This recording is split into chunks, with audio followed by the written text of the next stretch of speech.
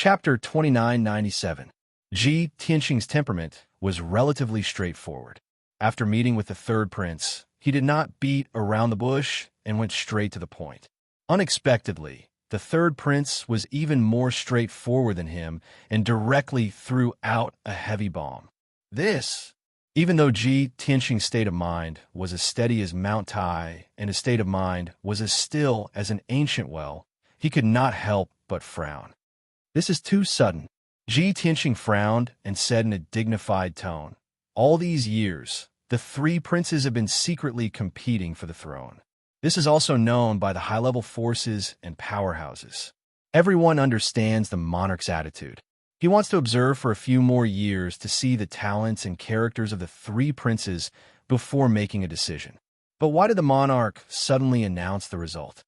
Appointing the crown prince is equivalent to announcing the monarch's decision. As long as the monarch is alive and the kingdom of God is not in chaos, the crown prince will be the crown prince. After the monarch abdicates, the crown prince will automatically succeed the throne. There are no twists and turns or accidents to speak of. The third prince picked up the teacup and took a deep sip. He gently shook his head and said, "Logically speaking, Father is in his prime and the kingdom of God is very stable. There is no need for him to be so anxious, and there is no reason for him to make this decision." Ji Tianxing nodded in agreement and said slowly, "Unless the monarch is under some kind of threat or is under some kind of pressure." The third prince frowned and thought for a while, then shook his head and said, "This does not make sense." Ji Tianxing asked, "Then do you know who the monarch is going to appoint as the crown prince?" The third prince stared at him and said, "I have always heard that young master has excellent strategy and great foresight. Please make a guess." Ji Tianxing raised his eyebrows and said in a playful tone, "Since the third prince said so, the answer is basically confirmed. First of all, the monarch's choice is definitely not you. Otherwise, you would not be so anxious. Instead, you should be thinking about how to stabilize the position of the crown prince and suppress the other two princes." The third prince nodded and looked at him with shining eyes, indicating for him to continue. Ji Tianxing raised two fingers and continued, "Second of all, the monarch's choice is not the second prince, because the second prince has always advocated for the crown prince and is the most popular among the people. He has the most power and background. If he were to become the crown prince, it would be an expected outcome. But you fought with him for many years, so you must have a lot of information on him. You have a good chance of winning."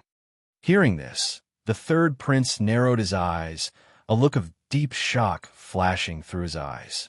The fact that Ji Tianxing was able to pick out the second prince had already surprised him. He did not expect Ji Tianxing to be able to guess the trump card in his hand and the way to deal with it. This made everyone have a whole new level of respect for him. Ji Tianxing withdrew his finger and said with a smile, "So, it goes without saying who will be the crown prince." Perhaps no one would have thought that the crown prince that the monarch was going to appoint would be the most low-key and inconspicuous little prince. It was precisely because he was the youngest that he acted the most low-key. He had never revealed his ambition, nor did he have a powerful background. Therefore, you and the second prince both ignored him and did not treat him as a competitor. On the contrary, all of you even tried to win him over and rope him in, wanting him to become your helper. But in the end, the two of you who had the most hope became the losers. He didn't seem to be a threat, but he was the biggest winner. So much so that when you heard the answer, you felt that it was both absurd and terrifying. Moreover, you only just realized that you did not understand him well enough. Even if you wanted to deal with him, you didn't know where to start. Ji Tianxing's tone was solemn as he spoke frankly with assurance. Hearing this, the third prince's blood boiled, his eyes flashing. When Ji Tianxing finished speaking, he actually stood up and couldn't help but applaud and praise. "Good. Well said. That's great." The third prince was excited, not concealing the excitement in his heart and his admiration for Ji Tianxing. "Young master is indeed a great talent. Your analysis is thorough, meticulous, and accurate." He was very clear that it had not even been a year since Ji Tianxing had appeared in Qingshan City. In such a short time, Ji Tianqing had risen step by step and finally arrived at the capital. The third prince knew that he was powerful and ruthless. The destruction of the Bloodsword sect was the best proof. But he did not expect that Ji Tianqing had never come into contact with princes, royalty, or power. Yet he was able to point out the pros and cons in a single sentence, as well as the hidden key points. It was as if he had seen everything with his own eyes and understood everything. The third prince was extremely shocked and impressed by such terrifying analytical and reasoning abilities. He even suspected that this young Master Tianqing was really a young genius, and not an old monster that had lived for tens of thousands of years. After a long while, the third prince gradually calmed down. He stared at Ji Tianqing, cupped his hands, and solemnly said, "It is this humble prince's honor to be acquainted with such a great talent as young Master Tianqing. Now that the great calamity is imminent, although this humble prince has made all sorts of preparations and methods, I still do not feel confident. I hope that young master can lend a helping hand and help this humble prince reverse the situation and stabilize the situation." The third prince was so impressed by Ji Tianqing's intelligence that he solemnly asked for his help. If others were to see this scene, they would probably be dumbstruck. To have a respected prince treat a wise man with respect and sincerely ask for help was the lifelong dream of every strategist in the world. However, Ji Tianqing shook his head and refused. "Third prince is too serious. This lord is just a country bumpkin. How could I have the ability and methods to reverse the situation?"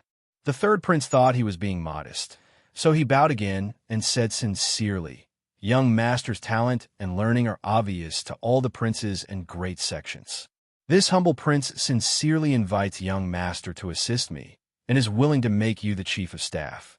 In the future, if the situation is reversed and this humble prince is able to inherit the throne, you will definitely be made prime minister.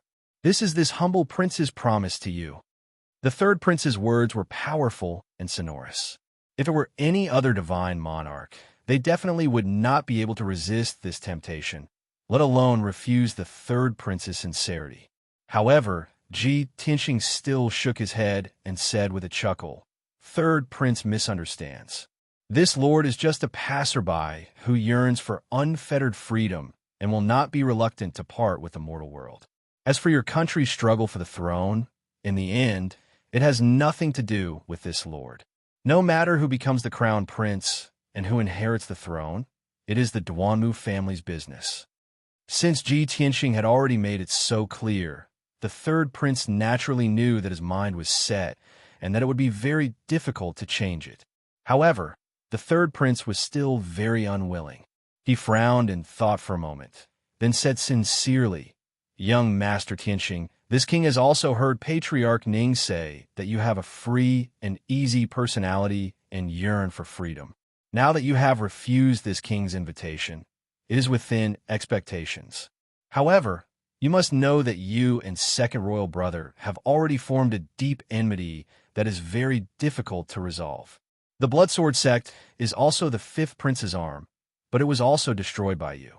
Second prince and fifth prince are like fire and water with you. If they succeed in ascending the throne, they will definitely use all of Divine Nation's power to deal with you. At that time, even if this king shares a common enemy with you and wants to help you resist the storm, I will not be able to do so." Chapter 2998. The third prince tried to persuade Ji Tianqing with emotion and reason.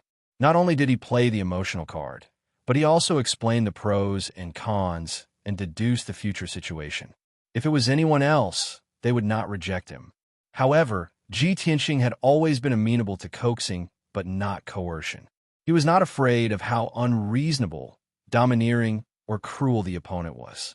He could always fight back in an even more domineering manner. He was only afraid of sincere invitations, pleas, and crying complaints. This made it difficult for him to refuse. In the end, the third prince said everything he needed to say. He even said that he had a young, beautiful, and intelligent daughter. She was only 18 years old this year, and her name was Princess Yinling. Princess Silverbell was the apple of their eye, and the brightest pearl of the royal family. Ordinary young talents were definitely not worthy of their daughter. Only a peerless genius like Ji Tianxing was qualified to marry Princess Yinling. Ji Tianxing felt his scalp tingle. He was afraid that the third prince would be his father-in-law if he continued to speak. If that was the case, then when he saw Ning Siyuan again, wouldn't he have to call her cousin? It was so awkward no matter how he thought about it. In the end, Ji Tianxing could not refuse the third prince's kindness. He could only interrupt and say, "Third prince, thank you for thinking so highly of me and trusting me. Unfortunately, I won't be staying in the divine kingdom for long, and I can't help you ascend to the throne. However, although I can't be your aide, we can be friends. We can help each other, fight the enemy together, and help you plan."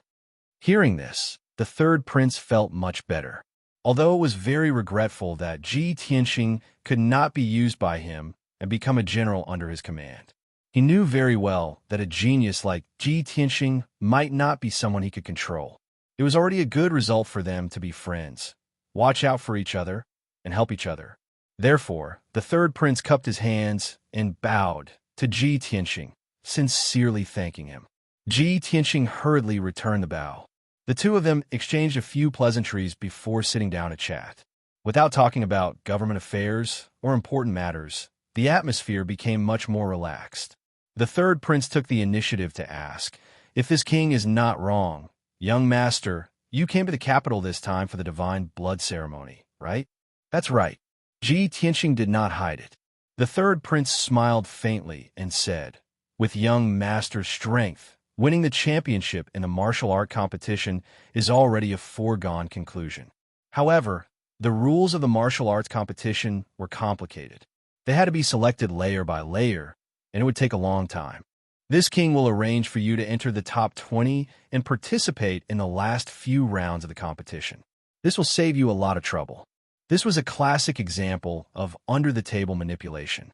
However, the third prince did not have any psychological burden. After all, Ji Tianxing's strength was too strong. He would definitely sweep away all his opponents. Ji Tianxing chuckled and said, "Thank you." The third prince continued. This prince heard that after the Blood Sword sect was destroyed, fifth brother flew into a rage and smashed many things in the residence, even killing several attendants. Fifth brother had always been low-key and steady in his actions. He never showed his emotions on his face. In all these years, this is the first time I've seen him so angry.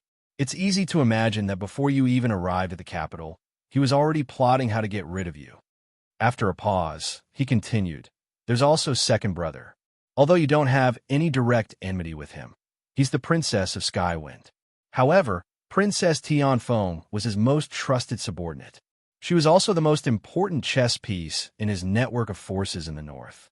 In the end, you killed Princess Skywind and did not receive any punishment from the king. The position of Princess Skywind fell into the hands of an old noble of the neutral faction. This is a great loss to second brother. With second brother's vengeful personality, he most likely won't let you off." Ji Tianxing nodded slightly and said, "This king knows. Apart from the two princes, there are also other forces that want to get rid of me. Right now, the capital is like the mouth of a giant beast, ready to swallow me at any time." Seeing that he was so clear about the situation, the third prince took the opportunity to persuade him. "Since young master also understands your situation, then this king will be frank. I hope that young master can stay in this king's mansion temporarily. You can rest in peace and avoid unnecessary trouble." Ji Tianxing waved his hand and said, "No need. This will inevitably bring more danger and trouble to the third Marquis mansion." The third prince's eyes were somewhat dim. He thought to himself, "I'm afraid that's not the only reason. Most importantly, you don't want to get too close to this king, right?" Of course, he could only think about this in his heart. Everyone had a tacit understanding. If he said it out loud, it would be meaningless. But the third prince was still not satisfied. He continued, "Since young master feels that it's not convenient to stay in the third Marquis mansion, then why don't you stay here? This Longwind courtyard is one of my mansions. It has all the necessary facilities. Maids, guards, and servants are also fully equipped. Your safety and comfort are guaranteed. Moreover, this long-wind courtyard is not far from my mansion. It's only 50 miles, so it's convenient to travel. Ji Tianxing thought for a moment and nodded in agreement. He thought of something and asked, "Right? Is there any news about Miss Ning?" Calculating the time, she should have broken through to the Divine Lord realm and should be arriving at the capital soon, right? At the mention of Ning Siyuan, the third prince immediately revealed a gratified smile. This prince forgot about such an important matter. Before we meet, this king still wants to report the good news to young master. That's right. As you expected, that girl Siyuan successfully broke through to the Divine Lord realm 10 days ago. After recuperating at home for 7 days, she rushed to the capital. Calculating the time, she should be arriving tomorrow. The third prince stared at Ji Tianxing and said in a solemn tone, "Speaking of Siyuan, before this king came to see you, the queen consort repeatedly urged me to thank you in person. Thank you for providing medicine and pill formulas to resolve the Ning family's bloodline, Heavenly Bane. From now on, the Ning family descendants will no longer be tortured by Heavenly Bane. Each of them will have a boundless future.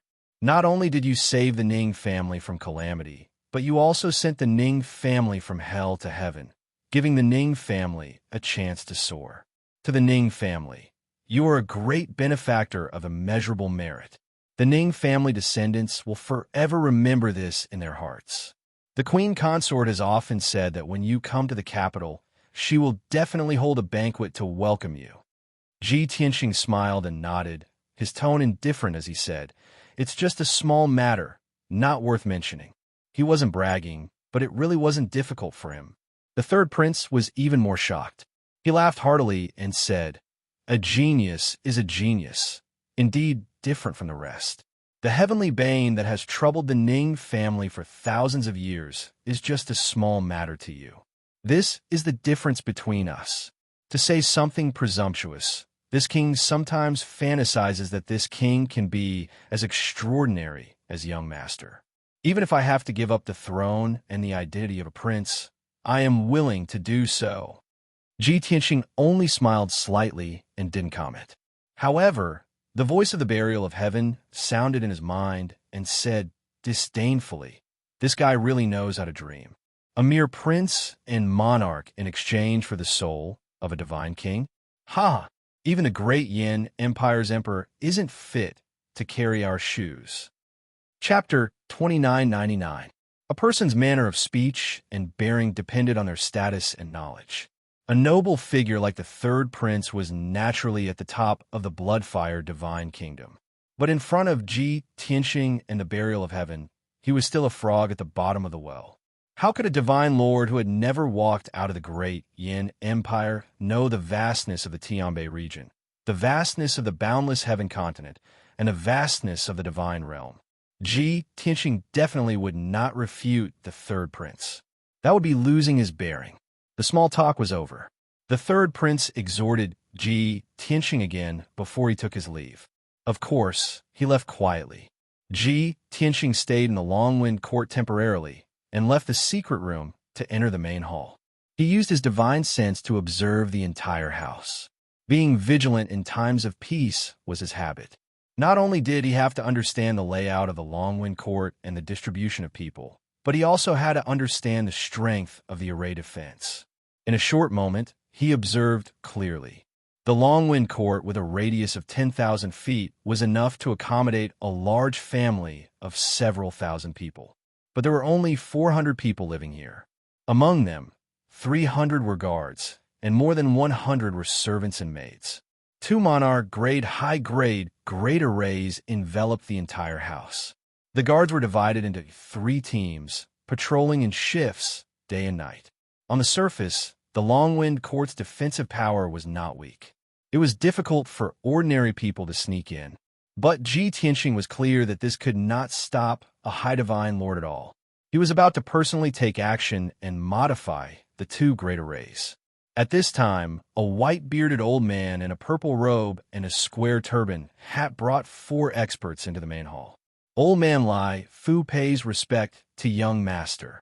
Subordinate pays respect to young master. The white-bearded old man took the lead to bow. The four young experts followed closely behind. Ji Tianqing raised his head and looked. Glancing at Lai Fu, he guessed his identity. 6th level Divine Lord Realm, a veteran middle Divine Lord. He should be the housekeeper of the Long Wind Court. As for the four young experts, there were 3 strong and tall young men and a tall and muscular red-haired woman. These 4 people's strengths were all around 3rd level Divine Lord Realm. They were the cream of the crop among low-rank Divine Lords. Ji Tianqing took his seat at the head of the table and said calmly, "Everyone, please dispense with the formalities. Lai Fu, please speak your mind." Lai Fu and the others thanked him before straightening their backs to speak. Reporting to young master, this old man is the housekeeper of Changfeng Courtyard, responsible for guarding the courtyard and managing the internal affairs. The Lord had already instructed that the young master would stay here for a while. This old man will do his best to take care of all the internal affairs and will not disturb young master. If young master has any requests, just let me know. Ji Tianqing nodded in satisfaction. Okay, continue. Lai Fu then pointed at the 4 young experts and introduced, "These 3 young Sir Gods are the captains of the 300 guards of the Eternal Wind Courtyard. They take turns to guard the courtyard and protect your safety. You can choose a few people to serve by your side. This is Sir Immortal Zhenhong, the leader of the maids in the residence. He is very suitable to protect you." When Lai Fu spoke, his expression was respectful and his tone was normal. There was nothing wrong with it. But his last sentence was a little thought-provoking. Ji Tianqing couldn't help but frown and look at the red-haired woman. This woman was from the Angry Blood God clan. She was about 3 meters tall and had a pretty face. Her skin was a healthy wheat color and her limbs were long and slender, especially her legs, which took up 60% of her body. It was very exaggerated. Her body was neither fat nor thin. She was in a fit, well-proportioned, and sturdy state. It could be imagined that her explosive power, endurance, and toughness far exceeded that of an ordinary Sir God. If she entered a state of battle, she could turn into a female Tyrannosaurus. For most men, a woman with this kind of appearance and temperament had a special charm and temperament. But Ji Tianqing didn't care if the woman was beautiful or not. He didn't have any bad thoughts. While he was sizing up Sir Immortal Zhenhong, Sir Immortal Zhenhong also looked at him without any hesitation and seriously sized him up. She didn't show a shy look like a normal woman and bury her head in her majestic chest. It could be imagined that her personality and behavior were not shy and gentle. Most likely, she was straightforward and fiery. Moreover, the 3 guard captains also stared at Ji Tianqing with a complicated look in their eyes. They were in awe but also vigilant and defensive. Ji Tianqing glanced at them and suddenly understood. "The 3 of you are pursuing Sir Immortal Zhenhong?" He raised his eyebrows and asked indifferently. It was just a casual question, but it pointed out the thoughts of the 3 guard captains and Sir Immortal Zhenhong. The atmosphere suddenly became awkward. Sir Immortal Zhenhong's eyes flashed with a trace of surprise and quickly lowered his head. The 3 captains were also embarrassed and quickly turned their heads to look elsewhere. Lai Fu was afraid that Ji Tianqing would be angry, so he quickly smoothed things over and explained with a smile, "Young master, please calm down. There is no such thing. It's just that the 4 of them came to the Long Wind Court and worked together for hundreds of years. They have a deep relationship and are like siblings. It's natural for them to care and take care of each other. But no matter what, you are His Majesty's guest, and they are His Majesty's servants. As long as it's your order, we will unconditionally obey and will not go against your will. Moreover, this old man can guarantee with his life that Sir Immortal Zhenhong is pure and has never had intimate interactions with any man. Even your history of romance is blank." Lai Fu's words were a bit explicit. Not only did he imply that Ji Tianqing could do whatever he wanted, but he also guaranteed that Sir Immortal Zhenhong was original. The 3 guard captains immediately lowered their heads even more, hiding deep helplessness and pain in their eyes. Sir Immortal Zhenhong's expression still did not change, but his eyes were cold and indifferent, without any emotional fluctuations. It was as if she was just a puppet. It was a posture of resignation. She suppressed all her will and absolutely obeyed orders. Ji Tianqing suddenly sneered and slapped Lai Fu's face from a distance. Slap! The crisp sound of the slap rang out. Lai Fu covered his cheek and fell to the ground, but he did not dare to get up. He hurriedly knelt down and apologized. Ji Tianqing coldly shouted, "You old dog, you are so good at currying favor and taking advantage of others. What kind of person do you think I am? What do you want to do? Pimp? Or is this a honey trap that the third prince asked you to carry out?" His voice was not loud, nor was it angry, but it contained a soul-stirring majesty, fiercely intimidating Lai Fu and the four Sir Immortals. The entire hall was shrouded in an invisible aura. Lai Fu knelt on the ground, trembling, kowtowing, and begging for mercy. The three guard captains and Sir Immortal Zhenhong also lowered their heads in fear, not daring to breathe. However, Ji Tianqing's reaction and attitude made the three guard captains secretly relieved, lowering their vigilance and vigilance. Sir Immortal Zhenhong was the same. His cold and indifferent eyes eased a lot. Seeing Lai Fu's frightened and pitiful appearance, she couldn't bear it. She hurriedly bowed and said to Ji Tianqing, "Please calm down, young Master Tianqing. Uncle Lai Fu did not dare to offend you, nor did he mean to blaspheme you. It was Sir Immortal Zhenhong who failed to fulfill his duty as a guard captain. Sir Immortal Zhenhong is willing to accompany young Master and ask for forgiveness with practical actions." Chapter 3000. Sir Zhenhong's reaction was within everyone's expectations. The three guard captains and Lai Fu all knew her nature. She was cold and resolute on the outside and obeyed all orders. She had never been weak or delicate. No matter how difficult it was, she would never say a word. But in fact, her personality was simple, straightforward, and kind. Lai Fu took good care of them and treated them like his own nephew.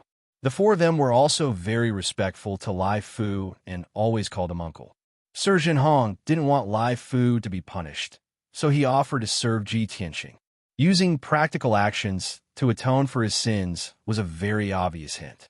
She had already mustered up a lot of courage to say these words, because she knew that sooner or later she would be offered to a big shot and used as a bargaining chip. This was the destined ending. It was also the greatest role she could play in repaying the third prince. After all, she had almost lost her life back then, and the third prince had saved her. The moment she was saved, she made a vow to the third prince. She would have to pay it back sooner or later, rather than wait for the future and be offered to an unknown big shot. Perhaps he was old and ugly. Perhaps he was despicable and sinister. Perhaps he had strange habits that made people want to vomit. She would be more willing to offer herself to this young master in front of her. After all, although this young master was of a foreign race, he was extremely handsome and divine, especially the unfathomable and invisible divine power on him that was even more awe-inspiring and worshipping. That special temperament could disregard any race and create a fatal attraction. Therefore, Sir Zhenhong thought to himself, if she could offer herself to this young Master Tianqing, she wouldn't feel wronged and could also repay the third prince for saving her life. It was the best of both worlds. However, Sir God Zhenhong's words caused the atmosphere in the hall to become even weirder. Lai Fu and the three guard captains had complicated looks in their eyes as they muttered in their hearts. "Zhenhong, Zhenhong, I have already angered young Master Tianqing. He obviously doesn't like women. Why do you still want to anger him? For a noble big shot like him, this is humiliating him. Zhenhong, you've changed. Are you tempted by this young master because he is very powerful and very valiant? My heart hurts. My innocent Zhenhong actually fell in love with him at first sight. Zhenhong, you are too kind. You are indeed the goddess of my dreams. Don't worry. Even if this young master cheated on your feelings, he will abandon you after a few days. You are still pure in my heart. I will still love you and accept you." Lai Fu and the three bodyguard captains each had their own thoughts. Some were worried and anxious, some were heartbroken, and some were helpless and desperate. Of course, there's also an infatuated person who was waiting to take over. However, Ji Tianqing stared at Sir God Zhenhong expressionlessly, exerting great pressure on him. "Do you really want to follow me?" Engulfed by his divine might, Sir Gajin Hong was under great pressure. His body trembled slightly, and his divine soul trembled. However, his willpower was very strong. He struggled to look straight at Ji Tianxing and replied with clear eyes, "Yes." Ji Tianxing was slightly surprised and a little surprised. He secretly used the divine eye secret technique, and his eyes turned golden. He stared at Zhen Hong and carefully observed him. After a while, he suddenly understood and thought to himself, "I see. No wonder he is so special and has such distinctive characteristics. He probably doesn't even know this secret himself, right?" Ji Tianxing originally wanted to refuse, but he suddenly changed his mind. "Good. I will give you this opportunity." As his voice fell, he withdrew his invisible divine might. Sir Gajin Hong's pressure suddenly disappeared. He immediately let out a long breath, as if relieved of a heavy burden. Lai Fu and the 3 bodyguard captains were stunned, and their expressions were a little strange.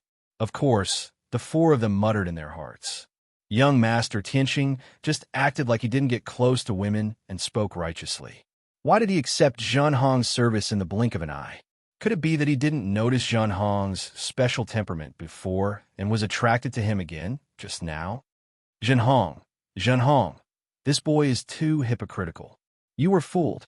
First he pretended to be upright and virtuous, then he revealed his powerful strength, and finally he got you.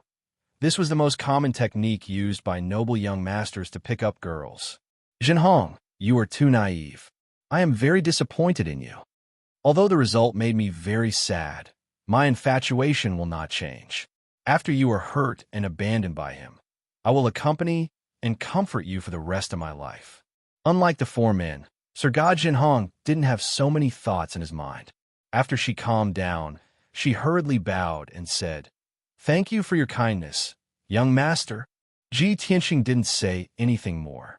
He waved his hand and said, "Today's matter is over. You all can leave. Zhen Hong, go tidy up my bedroom. I want to rest." Lai Fu and the 3 bodyguard captains were about to bow and say goodbye, when they suddenly heard this sentence.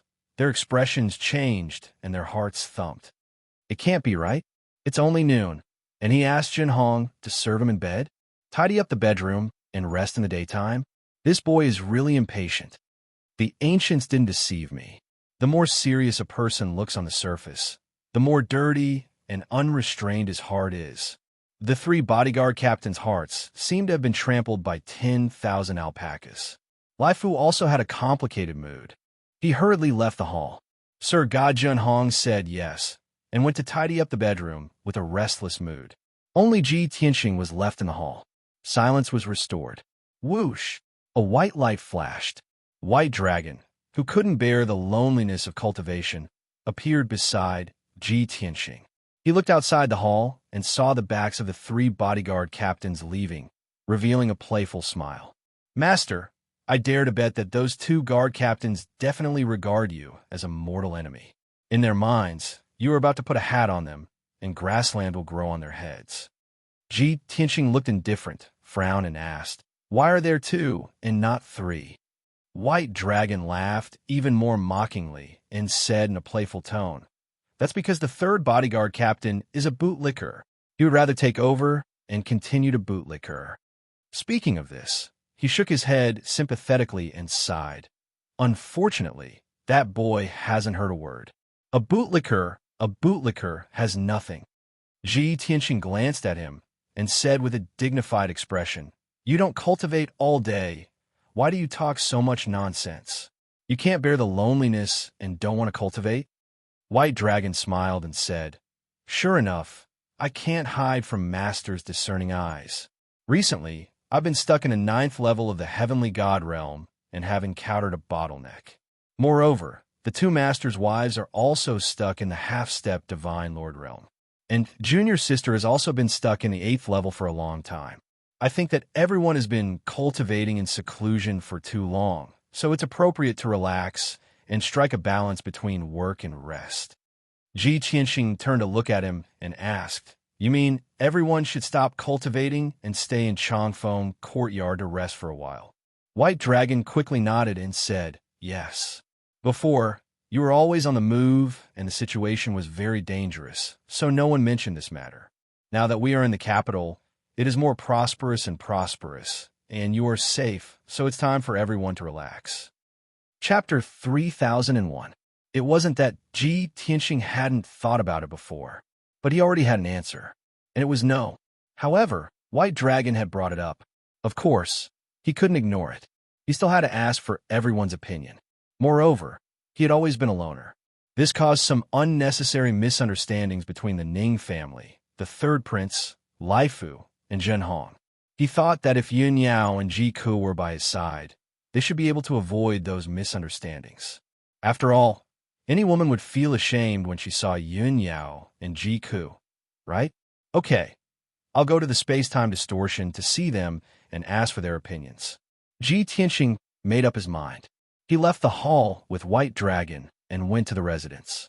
When he and White Dragon arrived at the residence, Sir Gajin Hong had already tidied up the bedroom. The spacious and warm bedroom was not only spotless, but also filled with the elegant fragrance of flowers. The guards and maids outside the door had already been dismissed by Sir Gajin Hong. She was the only one left in the room, waiting anxiously. When Ji Tianxing and White Dragon stepped into the bedroom, they saw that she had already changed into a soft silk dress. Her red hair was loose and hung down to her waist. At this moment, she was not as valiant as before. Instead, she had a charming temperament. She was sitting on the edge of the bed with her hands supporting her chin. She stared at her feet with a complicated look in her eyes. No one knew what she was thinking. Ji Tianxing suddenly felt awkward and had to stop. White Dragon was stunned for a moment. Then, he revealed a naughty smile and transmitted his voice to Ji Tianxing. Master, I suddenly need to pee. I'll take my leave now. I won't disturb you anymore. With that, he turned around and was about to leave. Ji Tianxing glared at him angrily. Although he didn't say anything, White Dragon understood what he meant. At this moment, Sir Gajin Hong heard the footsteps and came back to her senses. She turned her head and saw Ji Tianxing and White Dragon standing at the door. They were looking at her with strange expressions. She was also stunned on the spot. She looked at Ji Tianxing and White Dragon with a complicated expression. What is young Master Tianxing trying to do? Why did she bring a stranger here? Don't tell me. He and that white hair man. Wanting to serve them? He's clearly an elegant young master. How can he be so disgusting? This thought flashed through Zhen Hong's mind. His body suddenly trembled, and his heart was filled with fear. She subconsciously stood up and clutched her dress tightly with both hands. With a nervous expression, she said, Young Master Tianxing, this servant suddenly feels unwell. I'm afraid I can't serve you. I'll take my leave now. As she spoke, she took a step forward in a panic and was about to escape. Stop! However, Ji Tianxing shouted coldly with an expressionless face and stopped her. Zhen Hong's body trembled. He could only stop and look down at the ground. The panic in her heart intensified, and she did not dare to raise her head to look at Ji Tianxing's expression. As soon as she thought of the terrifying scene that might occur, she felt endless regret. Unexpectedly, what she expected did not happen. Ji Tianxing and Bai Long stood at the door. They did not mean to take advantage of her. Moreover, Ji Tianxing looked dignified and ordered, Put on your clothes. This monarch has something to say to you. Zhen Hong was relieved. She breathed a sigh of relief and quickly put on her dress and shoes. When she returned to her previous dress, her heart was at ease. She respectfully saluted and said, Please instruct me, young master. Ji Tianxing stared at her majestically and said in a solemn tone, This monarch doesn't care if you're shouldering a task or being instigated by others. In short, you've all misunderstood. This monarch is clean and has a family. I hope you respect yourself. This is the only time this happened. This monarch can pretend that nothing happened. If you flatter and offer yourself to this monarch again, don't blame this monarch for punishing you severely. Zhen Hong was stunned on the spot. Her eyes widened in disbelief, and she looked at Ji Tianxing in astonishment. She never thought that things would turn out like this. It turned out that young Master Tianxing did not have any evil thoughts from beginning to end. He was indeed a clean and honest gentleman. It was just that she, Lai Fu, and the others had dirty thoughts. That was why they repeatedly offended young Master Tianxing. Understanding this, Zhen Hong remembered her half-covered appearance just now. She suddenly blushed with shame and wished she could find a hole to hide in. Too shameful. Too shameful. Zhen Hong could not stay a moment longer. Her cheeks and neck were red and hot. Her mind was in a mess. She dizzily bowed and hurriedly excused herself. Then, she ran out of the room like she was escaping. It was not until she was far away from the palace and returned to her residence that she gradually calmed down. Recalling Ji Tianxing's cold and dignified eyes at that time, she vomited blood with shame and indignation. Zhen Hong, how could you be so stupid and impatient? It's over. Your reputation is over. Young Master Tianxing will definitely think that you're only pretending to be noble and pure. In fact, your behavior is improper and your heart is wanton. Even if young Master Tianxing doesn't punish you, how can you face others in the future? Thinking of this, Zhen Hong wanted to cry, but had no tears. She even wanted to die. In Ji Tianxing's bedroom, Bai Long could not help but want to laugh out loud. However, he saw that his master was expressionless and cold, so he could only force himself to hold it in. In the end, it was too hard for him to hold it in. He could only keep a straight face, but his shoulders kept shaking. Ji Tianxing sat at the table. He picked up the teapot and brewed a cup of tea. He drank it slowly. Laugh if you want to. It's so hard to hold it in. He took a sip of tea and said indifferently, Bai Long could not hold it in anymore. He laughed exaggeratedly. Master, Miss Zhen Hong is too innocent.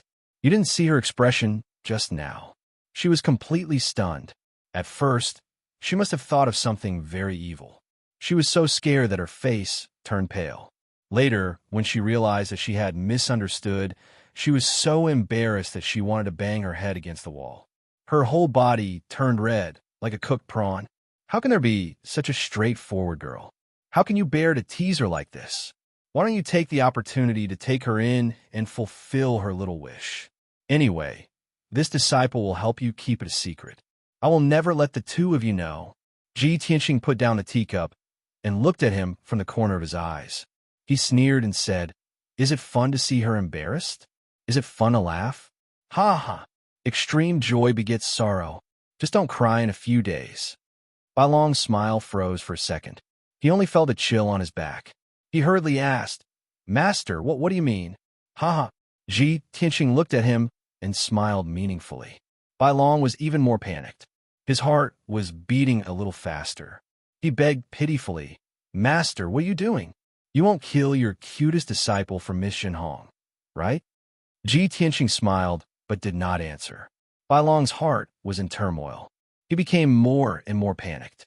He said with a sad face, Master, this disciple was wrong. This disciple shouldn't be gloating. Please be magnanimous. Chapter 3002. All right, don't talk nonsense. I won't take your life. Ji Tianxing waved his hand and interrupted Bai Long's pleading. Stay here. I'll go take a look at them.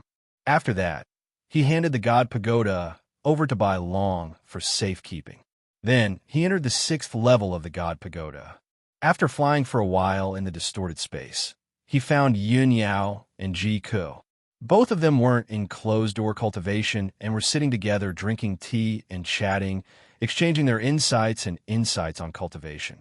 Even though their strength had improved very quickly, it was still not enough. Not long ago, both of them had reached the half-step divine monarch realm. But both of them had encountered a bottleneck and were unable to break through to the divine monarch realm. So they had no choice but to end their cultivation and gather together to exchange and discuss. Wu Shuang also stopped cultivating and sat beside Yin Yao. She still looked like she was 6 or 7 years old, delicate and adorable. She drank the god Du tea obediently and listened attentively to the conversation between Yin Yao and Ji Ku. Her eyes revealed a pondering expression. Apparently, she had gained a lot. Ji Tianxing's sudden arrival surprised Yin Yao, Ji Ku, and Wu Shuang. Both of them stopped their conversation and looked towards him with a smile on their faces. Tianxing, why are you here? Brother Tianxing, are you done with your matters? Ji Tianxing smiled and nodded, looking at them with a gentle gaze. We haven't seen each other for a long time. Both of your strengths have increased greatly. At this moment, Ji Wushuang stretched out her arms and ran towards Ji Tianxing in surprise, shouting, Father, you haven't come to visit us for a long time. Shuang'er misses you. A crisp voice, a smile from the bottom of her heart, and a childish voice. Ji Tianxing's heart was touched, and he was filled with guilt. He quickly opened his arms and hugged Ji Wushuang. Shuang, Father hasn't come to visit you these few days. Have you been cultivating diligently? Ji Wushuang hugged his neck and replied without hesitation, Of course, I've broken through to the 8th stage realm. However, I've recently encountered a bottleneck and am temporarily unable to break through to the 9th level. At this point, Ji Wushuang curled his lips and revealed an ashamed and self-blaming expression. Ji Tianxing rubbed her head and said dotingly, Shuang'er is the smartest. Don't blame yourself or feel dejected. Wasn't it just a small bottleneck? Tell me, what difficulties have you encountered? Ji Wushuang shook his head and said, Father, you and Mother haven't seen each other for a long time. You definitely have a lot to talk about. You guys can chat first. We'll talk about my cultivation bottleneck later. Ji Tianxing pinched her little cheeks and said in a gratified tone, Shuang'er has really grown up. You've also become sensible. Your thoughts are actually so meticulous. All right, I'll help you settle it later. After he finished speaking, he looked at Yin Yao and Ji Ku and asked, I heard that the two of you have both reached the half-step Divine Lord realm, but have encountered a bottleneck and are temporarily unable to break through. I'm currently in the capital of Bloodflame, Divine Country. I'll be staying here for a while. The capital is prosperous and affluent. Moreover, the Divine Blood Ceremony will be held in 2 days. It will definitely be very lively. After you guys came to the Divine World, you guys have been cultivating in seclusion in the Divine Pagoda and have never relaxed. Why don't you take this opportunity to stay in the Longwind Courtyard for a few days and rest and relax? Hearing him say so, Yin Yao and Ji Ke looked at each other and revealed puzzled expressions. However, the two of them understood the reason when they saw each other's reaction. Yin Yao revealed a faint smile and shook her head gently. Tianxing, although we've encountered a cultivation bottleneck, Ku and I are discussing how to solve it. The two of us have never thought of leaving the Divine Pagoda to rest and relax outside, because we know that you don't have a fixed residence now and have enemies on all sides. We haven't reached the Divine Lord realm yet. We can't help you or protect ourselves. It's very likely that we'll drag you down. Therefore, it's better for us to wait until we break through to the Divine Lord realm before leaving the Divine Pagoda. It's more suitable for us to stay by your side. Ji Ku also nodded in agreement and said, Big Brother Tianxing, you must have something important to do in the capital of Bloodflame Divine Country. There must be experts gathered here, and danger lurks everywhere. At such a crucial time, we won't cause trouble for you. Moreover, Big Senior Sister and I have never thought of leaving the Divine Pagoda to rest and relax.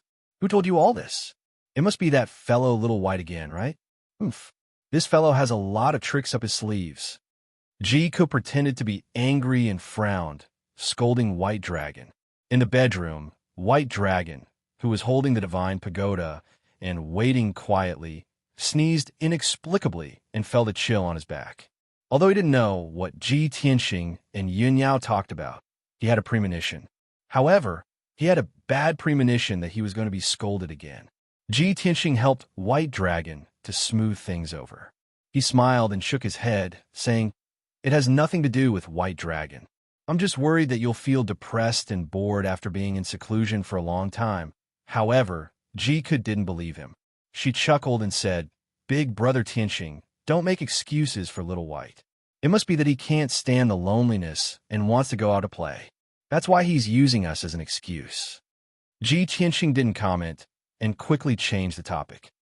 All right, let's not talk about this anymore. Since you don't want to leave the Divine Pagoda, I'll help you solve your cultivation bottlenecks first. Come, tell me about the problems you've encountered. Yin Yao and Ji Ke nodded at the same time and said in unison, "You go first." Seeing that the two of them had such tacit understanding, Ji Tianqing smiled and said, "Cuckoo, you go first." Thus, Ji Ke recounted the difficulties she had encountered in her cultivation in detail, although she had also become a peak divine lord 1,000 years ago. Logically speaking, with her cultivation experience, she shouldn't have encountered any problems at the peak divine lord realm. However, in this life, she had inherited the legacy of the divine beast phoenix and cultivated the five-colored divine fire and dozens of demon Dao divine powers. This was something she had never come into contact with in her previous life. With the memories and experience of a peak divine lord, it was natural for her to encounter a bottleneck when cultivating the peak divine king's divine powers.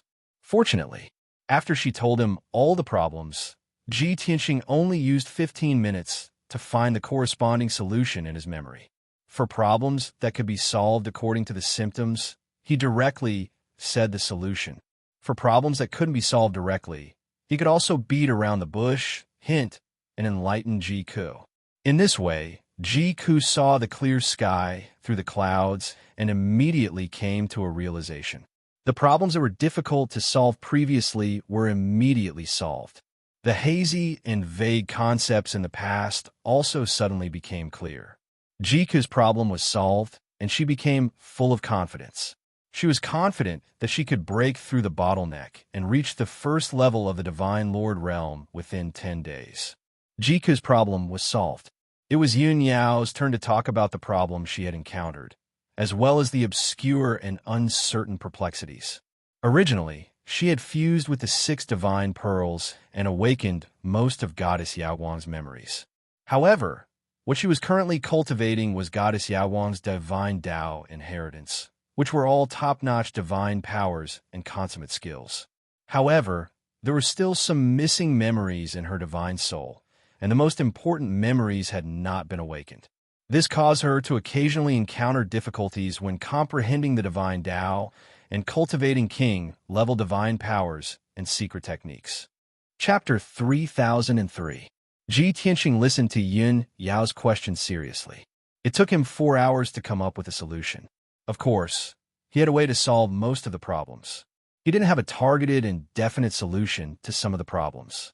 However, he could draw inferences and give the most suitable suggestion.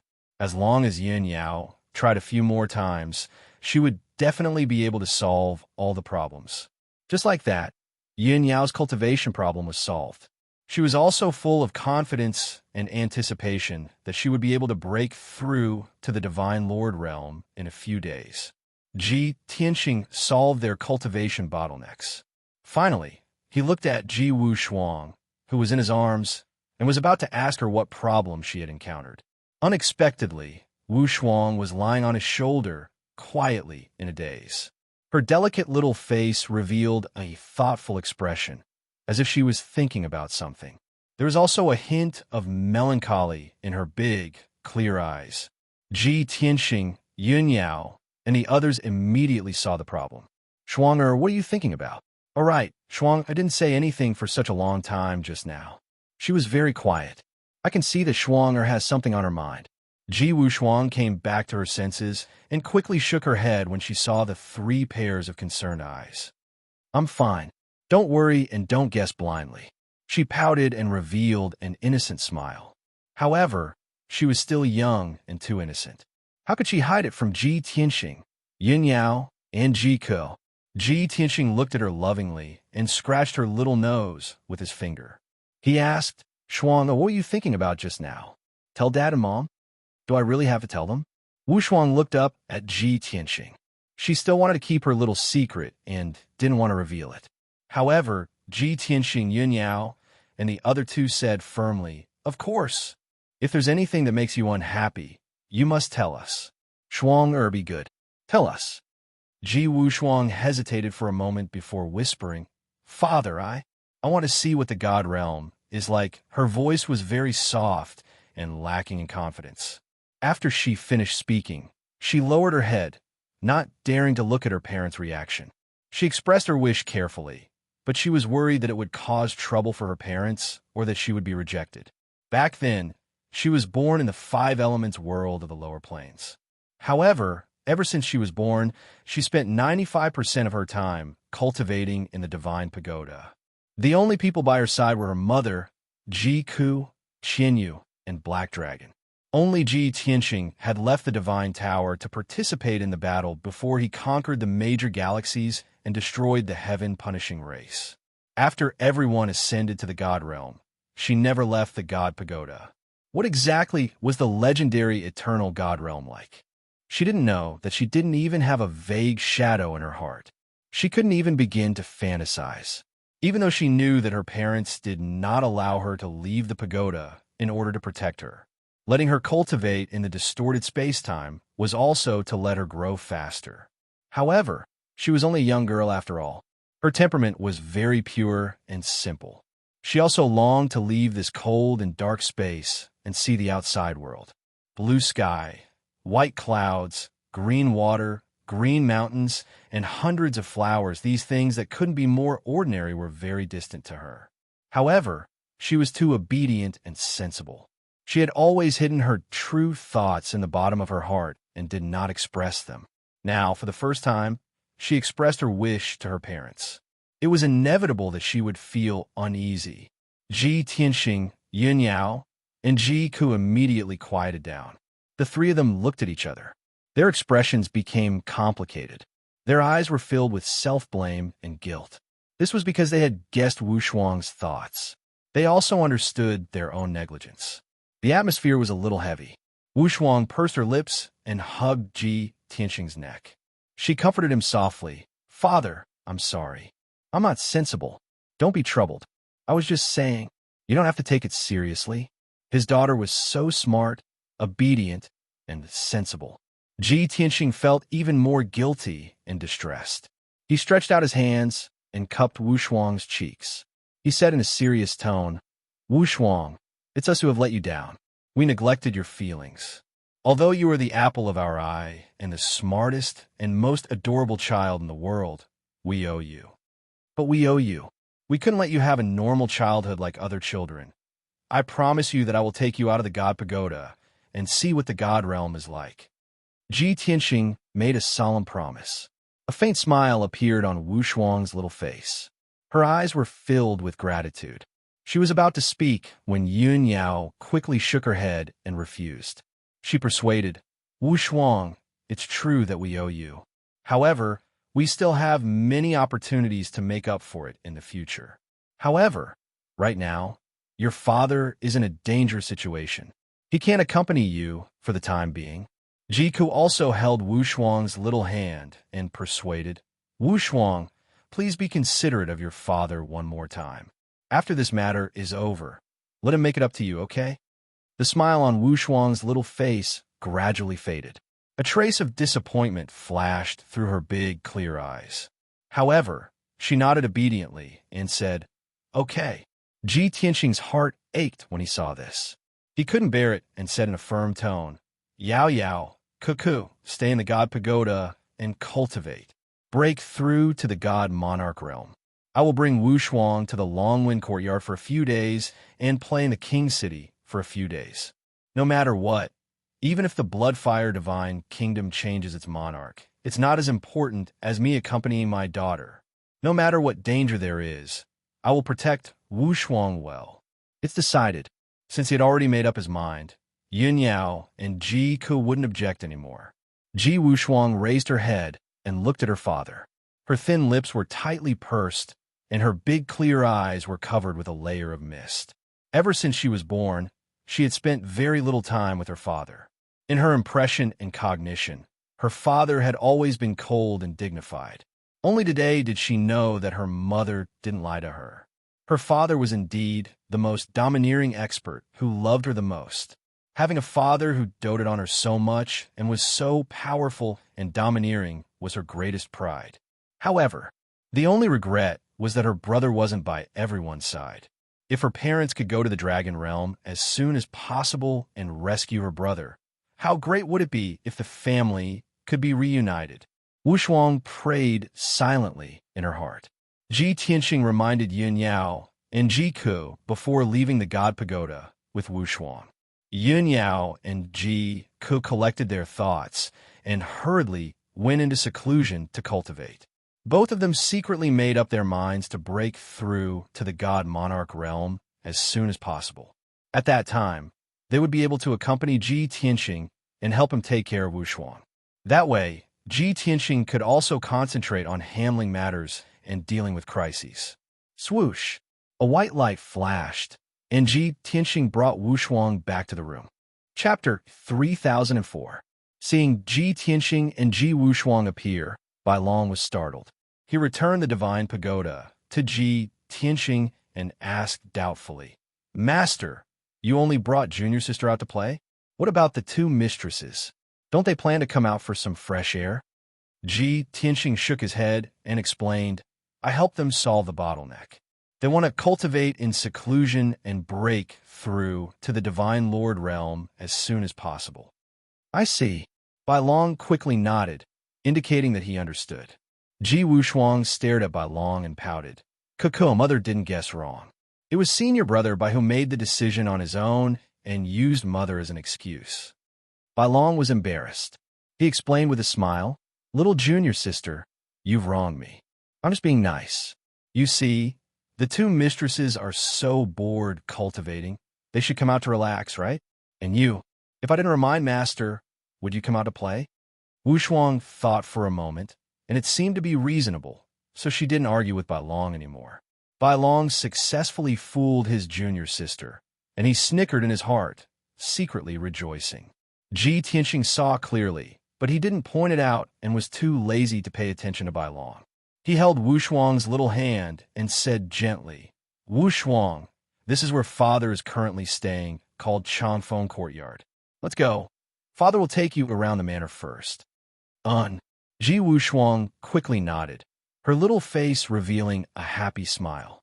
Then, the father and daughter held hands and walked out of the room, strolling around the manor. Bai Long had nothing to do, so he could only follow behind the two of them, acting as a guard and follower. Wu Shuang hadn't left the Divine Pagoda for many years. Even if she was just strolling around the Changfeng Courtyard, she was in a happy mood and laughed continuously. "Father, is this the manor where the gods live? Apart from being more magnificent than the mortal world's houses, there isn't much difference. I always thought that the gods of the divine realm lived in the sea of clouds or in caves. Father, the divine power here is so rich. It's a treasure land for cultivation. Wow, there's so many flowers and plants over there. So beautiful. There are butterflies and bees in this season. Father, did you secretly do something?" Wu Shuang seemed to be particularly excited. Her small figure shuttled back and forth in the manor. She felt that everything was strange and interesting. There were hundreds of blooming flowers, a dark green bamboo forest, verdant pine trees, and a lotus pond full of lotus seeds. Even the flocks of spirit birds, butterflies, and flying ants were the targets of her observation. She was like a curious baby, carefully observing everything in the manor. Normally, she was very quiet and didn't speak much. Today, she spoke dozens of times more than usual, and her clear and melodious laughter never stopped. Ji Tianxing was not only patient, but he also enjoyed this rare moment of warmth.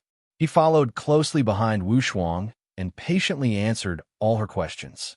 Looking at her smiling face that was like a flower, looking at her jumping around, looking at her dancing with the butterflies among the flowers. He watched as she flew into the sky and flew side by side with all kinds of spirit birds. This scene made him smile dotingly. At this moment, he'd completely let go of his grudges and schemes to accompany his daughter with all his heart. At first, the white dragon felt a little bored. Later, he was also infected by Wu Shuang's naivety and happiness. He actually didn't care about his image and played with Wu Shuang, trying his best to make her happy. The many maids and guard in the manor all knew that Ji Tianxing's background was mysterious and noble. Wherever Ji Tianxing went, the surrounding guards and maids would respectfully bow and quietly retreat. After the crowd retreated, They would gather in groups of 3 to 5 and whisper to each other. Everyone was very curious. Wasn't young Master Tianqing alone? Why did a white-haired young man appear beside him? And a noble, beautiful, naive, and adorable little girl? The most important thing was that astonishingly beautiful and adorable little girl's appearance and temperament were actually a little similar to young Master Tianqing. For a moment, all kinds of guesses and discussions spread among the guards and maids. Did you see? This afternoon, young Master Tianqing brought a young man and a little girl to play in the manor. We all saw it. That little girl is so beautiful and adorable. She's simply a masterpiece of God. How beautiful do you think the girl's mother is? By the way, haven't you thought about the relationship between that little girl and young Master Tianqing? I think that little girl and young Master Tianqing look a little alike. They might be brother and sister or father and daughter. Don't make wild guesses. I heard the little girl call him father. That's young Master Tianqing's daughter. Gosh, young Master Tianqing actually has a daughter? What about Sir Celestial Zhenhong? That's right. At noon, I saw Sir Celestial Zhenhong. She seemed to be very emotional. She trotted all the way back to her residence and hid. She served young Master Tianqing at noon. Of course, she was emotional and ashamed to see anyone. But young Master Tianqing already has a daughter. Sister Zhenhong served him in bed. Will there be any results? Sir Celestial Zhenhong served young Master Tianqing in bed. That's a task. Between them, it could only be a short-lived marriage, a play on the field. She actually hopes to get close to that young master. She's thinking too much, isn't she? Alas, too noble and too outstanding. In fact, the most fickle and ungrateful. Even if that young master slept with Sister Zhenhong, he wouldn't take responsibility. Otherwise, he wouldn't have brought his daughter around the manor for a stroll. You say if Sister Zhenhong knew about this, how sad she would be. Usually, Changfeng Courtyard was always empty. The third prince didn't live here. He only used it to entertain distinguished guests. As a result, the guards and maids of Changfeng Courtyard were very idle. Often, there was no task to do for a few years. People who were too idle liked to gossip. They could talk about trivial things for a long time. As a result, in just 2 hours, the news spread throughout the manor. Not only the 100 maids, but even the 300 guards also knew what had happened today. As a result, the manor was full of discussions about Ji Tianqing and Sir Zhenhong, as well as Ji Tianqing's daughter. Countless people felt sorry for Sir Zhenhong, and a small number of people's impression of Ji Tianqing became very bad. And Ji Tianqing knew all of this like the back of his hand. He accompanied Wu Shuang for the whole afternoon and walked around the entire Changfeng Courtyard. But secretly, his divine sense had been covering the entire manor. Everything that happened in the manor couldn't escape his detection. After sunset, he returned to his residence with Wu Shuang and White Dragon. Wu Shuang played around for the whole afternoon and was a little tired. So, Ji Tianqing let her rest in the room, and White Dragon guarded outside the door. He went to the conference hall and summoned Lai Fu, Sir Zhenhong, and the 3 captains of the guards for a temporary meeting. Chapter 3005. Night fell. The conference hall was brightly lit. Lai Fu, Zhenhong, and the 3 guard captains stood respectfully in the hall. Ji Tianqing sat at the head of the table, looking dignified and looking down at the 5 people indifferently. The atmosphere in the hall was oppressive. Lai Fu and the others were nervous and had a dignified expression. This was the first time that Ji Tianqing officially called them to discuss in the hall since he moved into the Changfeng Courtyard. The 5 people could feel Ji Tianqing's anger and guessed that something bad would happen tonight. Sure enough, Ji Tianqing said in a low voice, "The people of the Changfeng Courtyard must have been idle for too long. They have nothing to do all day long, so they talk about right and wrong. I have only lived here for a day, but there are hundreds of rumors and slanders filling the whole courtyard. Lai Fu, as the housekeeper of the Changfeng Courtyard, you connive with the people under you to spread rumors and make trouble. How should you be punished? The whole Changfeng Courtyard is in a mess. Wouldn't it damage the reputation of the third prince? Have you ever thought about the consequences? If those maids and guards only talked about him behind his back, he would not be so angry. But those idle people not only criticized him and Jinhong, but also involved Wu Xuan. Wasn't that courting death? Ji Tianxing didn't want his daughter to be hurt even a little bit, even if she was criticized by others. He must immediately stop the rumors and use thunderous means to deter everyone. Therefore, he directly condemned with a fierce tone and a dignified look. The invisible pressure of the divine soul suddenly shrouded the whole hall. Lai Fu, Zhen Hong, and the others were all shocked, and a strong fear was born in their hearts. Especially Lai Fu. He quickly bowed and apologized. Young Master Tianxing, please don't be angry. It's this old man's fault for not being able to stop the spread of rumors in time. This old man doesn't want to shirk the responsibility, and I dare not damage the reputation of the Lord. This old man deserves to die 10,000 times. I have betrayed the trust of the Lord and the young master. Please punish me heavily. Ji Tianxing stared at him expressionlessly and said in a deep voice, "How can a punishment deter those idle people? This June will cut the Gordian knot and stop the rumors with blood." Lai Fu's body stiffened, shock flashed across his eyes, and his heart trembled. He subconsciously thought that Ji Tianxing wanted to kill him to establish his authority. Zhen Hong and the three captains also had the same idea. Their complexions changed dramatically. The four of them bowed at the same time and said in a sincere and anxious tone, "Please calm down, young master. Housekeeper Lai Fu can't be blamed for this. We are all responsible. It's because we didn't discipline him well that he ended up like this. Friends, please prompt. Pay attention to the rest of your eyes after reading for a long time. 00 recommended reading. Punish them all." This subordinate is willing to share the burden for Butler Lai Fu and accept the punishment together with Uncle Lai Fu. Ji Tianxing glared at the four of them and said coldly, "You guys are quite loyal to your friends. However, all of you are indeed guilty and should be punished together." Zhen Hong and the three captains fell silent. Lai Fu secretly heaved a sigh of relief. At least, Ji Tianxing said that they should be punished together, not killed together. Ji Tianxing stared at Sir Gajin Hong and said in a deep voice, "The rise of the rumors originated from the misunderstanding at noon. Not only the maids and guards in the mansion, but even Lai Fu and the three captains might have misunderstood. So, it's no wonder that the maids and guards believed it without a doubt. Zhen Hong, tell them in person what happened at noon." As soon as he said this, Sir Gajin Hong froze in place. She opened her mouth in astonishment, and her expression became extremely awkward. Her eyes also became evasive. What happened at noon was too embarrassing, too shameful. After she returned to her residence, she stayed in her room for the whole afternoon. It took her a long time to calm herself down. Now, Ji Tianxing actually wanted her to repeat it in front of everyone. How could she say it? It was too embarrassing. For a moment, Sir Gajin Hong was at a loss. Lai Fu and the three captains looked at each other. They looked at Ji Tianxing, then at Zhen Hong, and muttered in their hearts. Could it be that something really happened between them? Otherwise, why would Sir Gajin Hong be so bashful and embarrassed? But that's not right. If something really happened, shouldn't they be hiding it? And they want Sir Gajin Hong to repeat it in public? How perverted.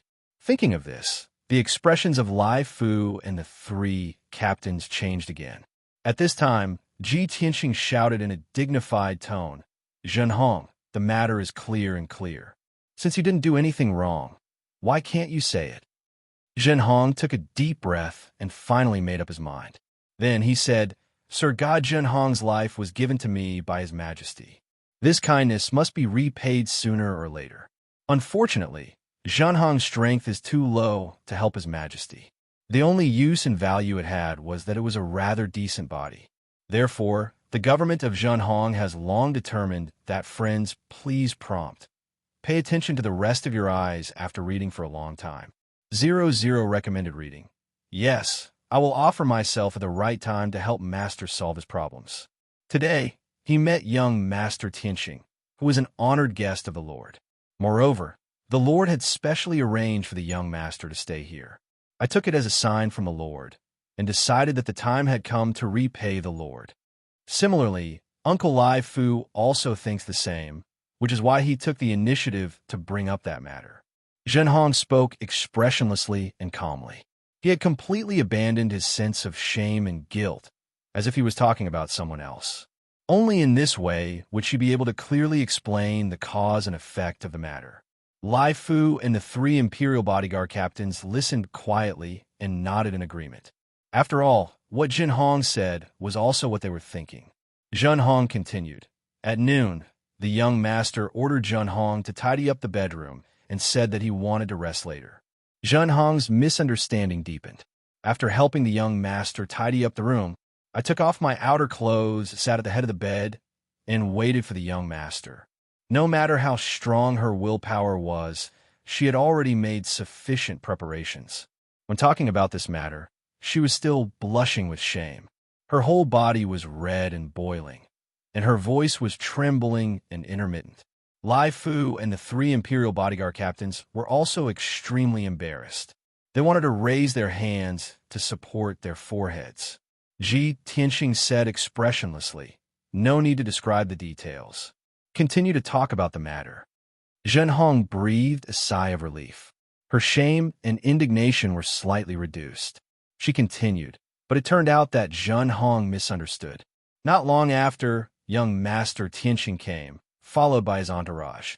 Young Master Tianxing righteously rejected Zhenhong and told Zhenhong not to offend him again, or he would be severely punished. Zhenhong was ashamed. After apologizing, she retreated and went back to her residence to reflect on her mistakes.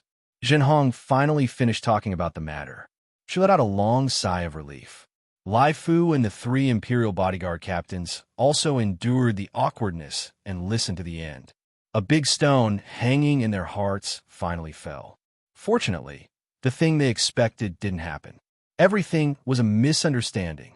The news that was spread in the residence was really just rumors and slanders. Ji Tianxing said in a dignified tone, "You already know the course of the matter.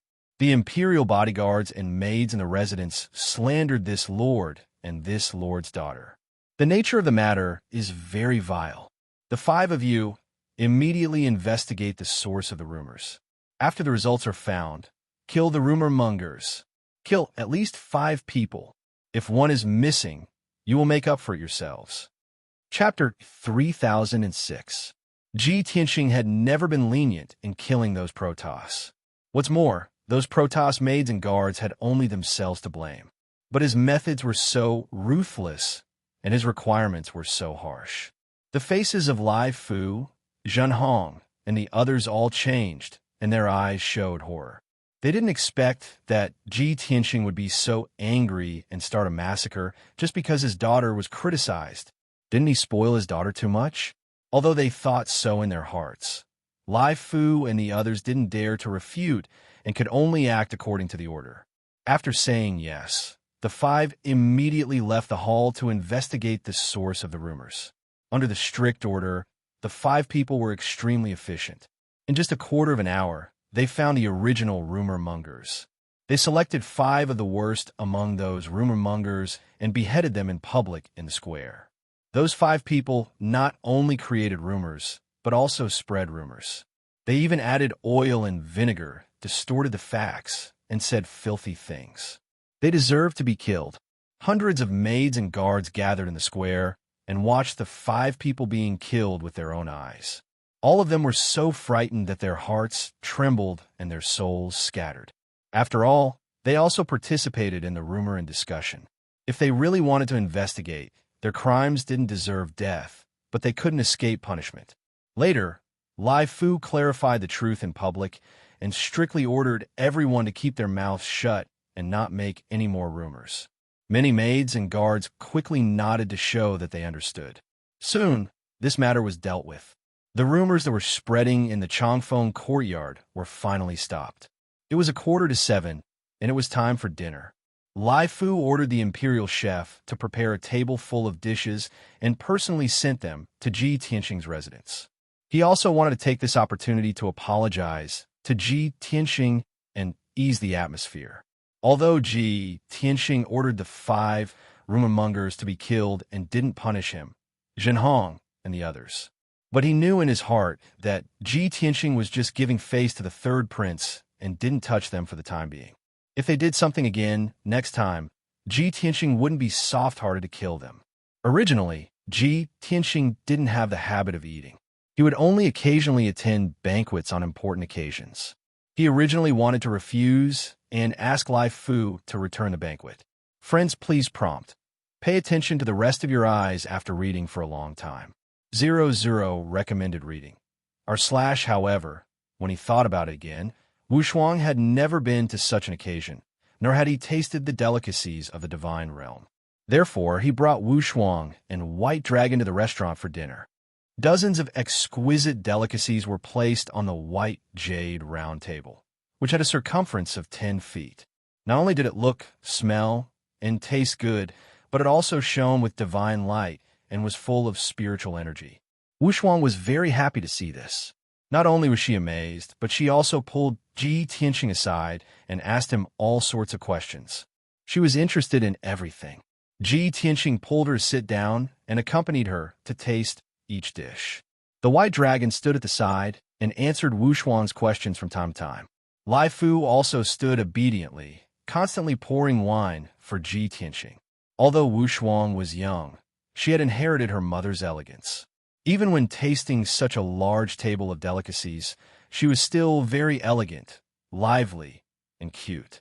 Seeing her smile continuously, happy and satisfied, Ji Tianqing's mood became even more cheerful, and more smiles appeared on his face.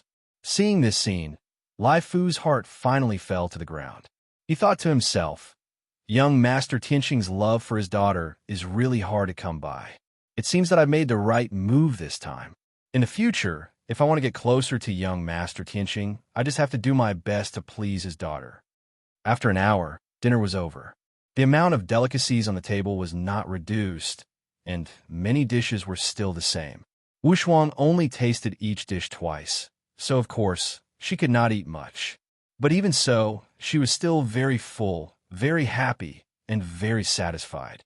Ji Tianqing brought Wu Shuang out of the restaurant and went to the garden to look at the stars, planning to tell her a story.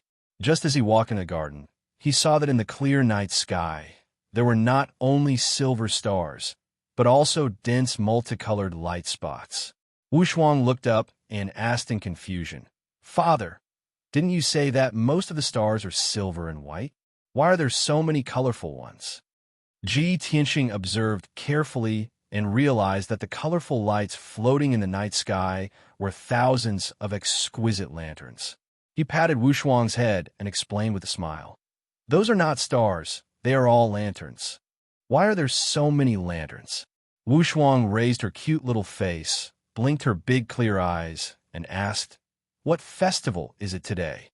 Without waiting for Ji Tianqing to reply, Lai Fu took the initiative to explain, "Young lord, this is the annual Lantern Festival in the capital. And NB friends, please prompt. Pay attention to the rest of your eyes after reading for a long time." 00 recommended reading. SP. It was to commemorate the ancestors who founded the Divine Kingdom and also to celebrate the completion of the Divine Kingdom. Every year at this time, the Lantern Festival lasted for 2 days.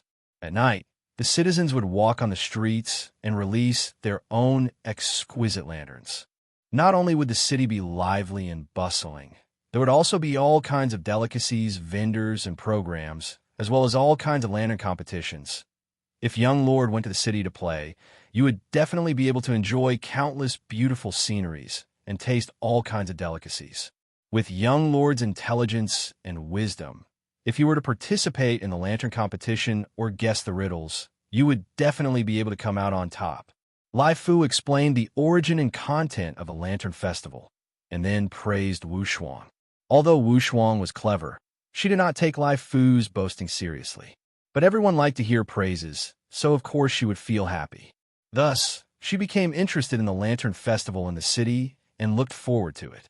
Even if she did not say anything, Ji Tianqing saw her bright eyes and envious face looking at the sky full of lanterns and guessed her thoughts.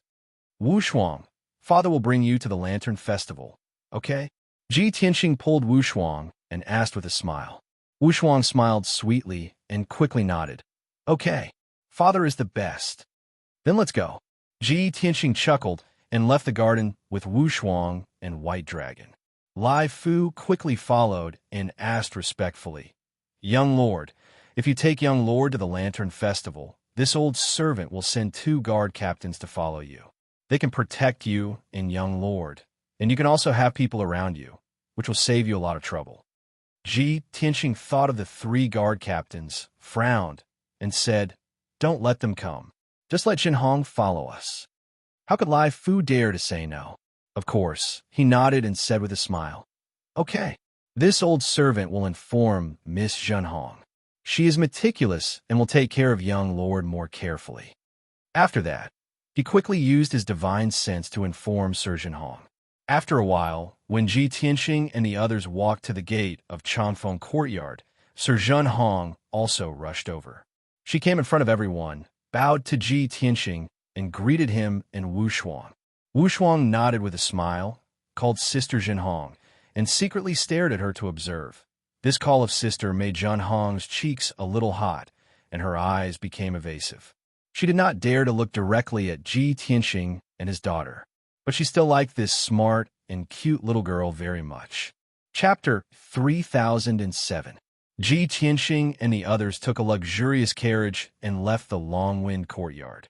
The carriage was very spacious, like a small moving palace.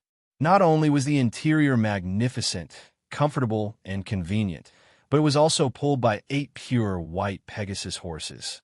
On the cornice of the 4 corners of the carriage, there were also luxurious gemstone lamps hanging, showing the emblem of the royal family.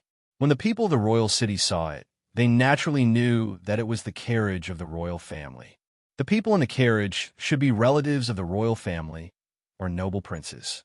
Naturally, when the carriage drove on the wide street, countless people moved to the sides. After a short quarter of an hour, the carriage drove to Nanfeng Street and stopped.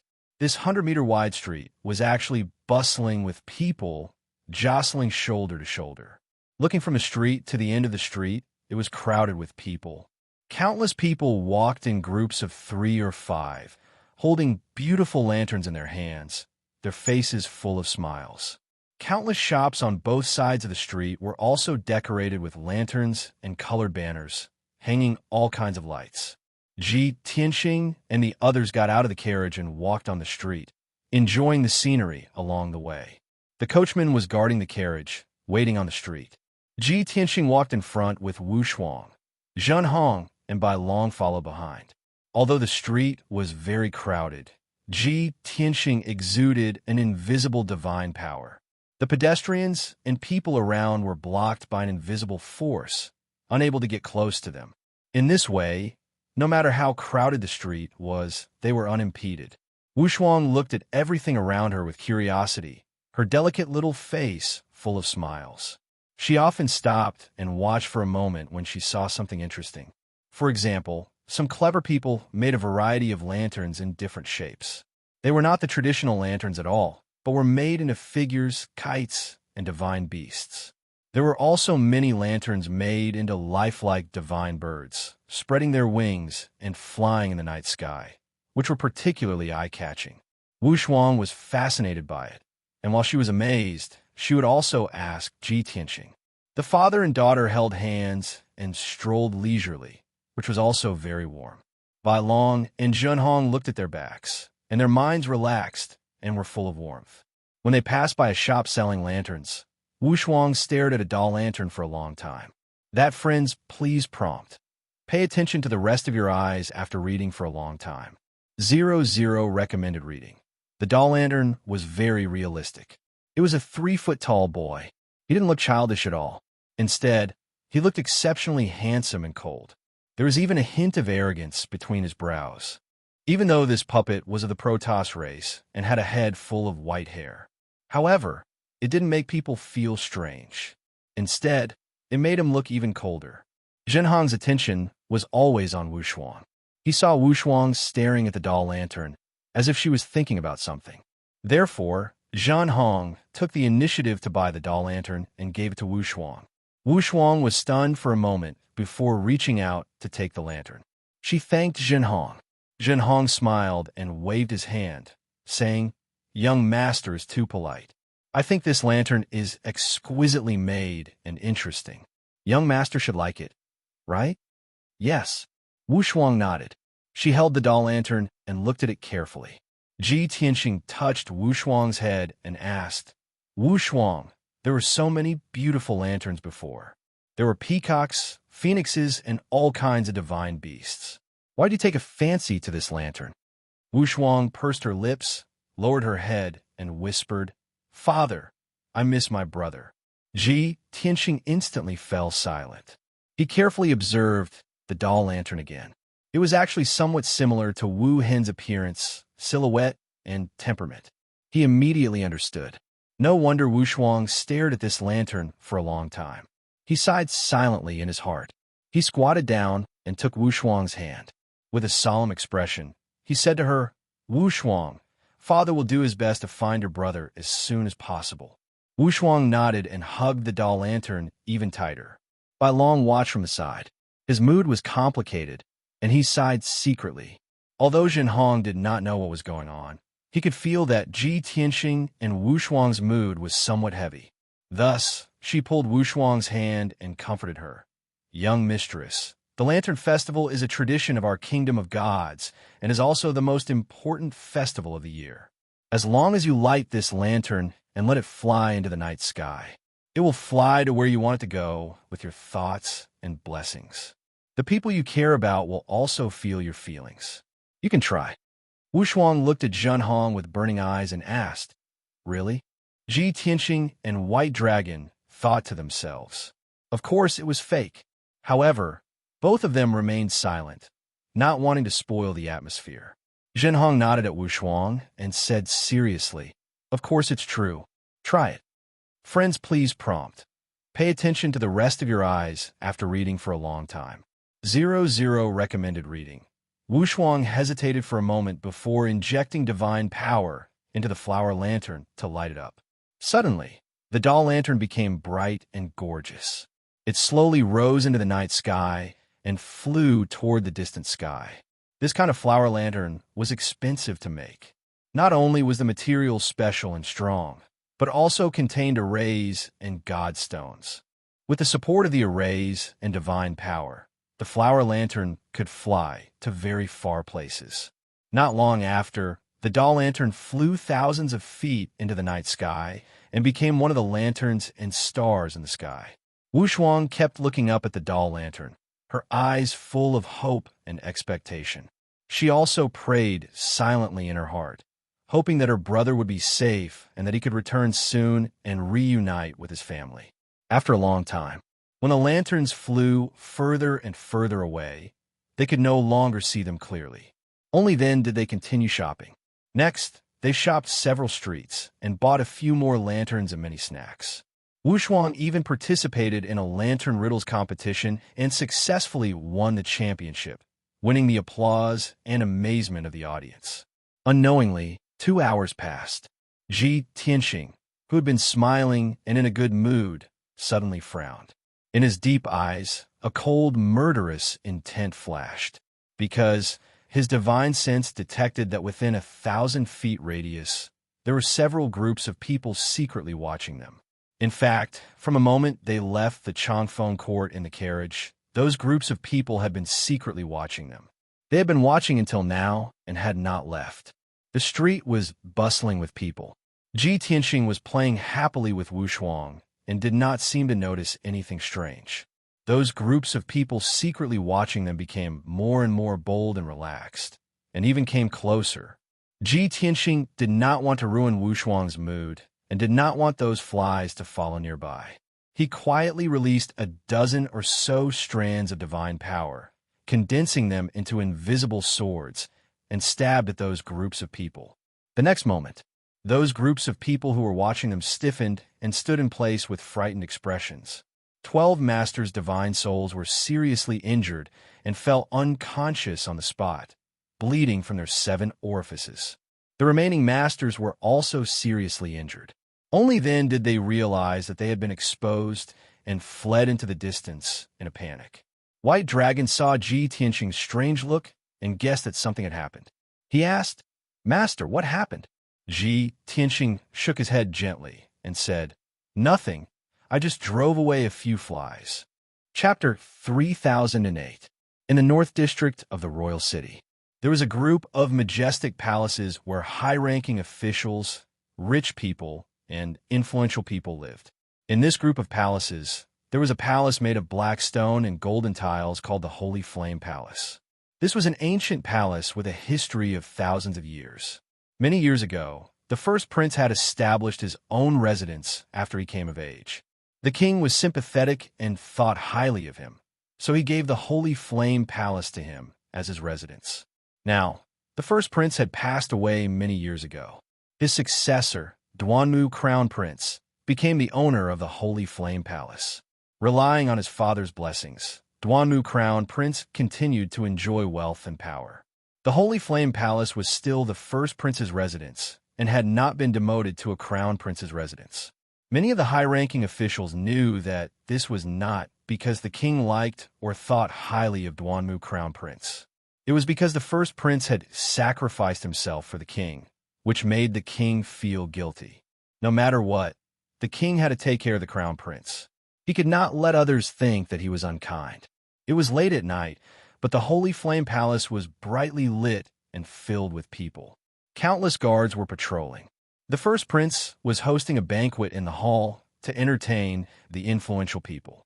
The second prince, Duanmu Xiong, did not attend the banquet. He was sitting in a secret underground room, thinking about something with a cold expression. The dim light in the corner shone on half of his face. One could vaguely see that his expression was cold and his eyes were malicious.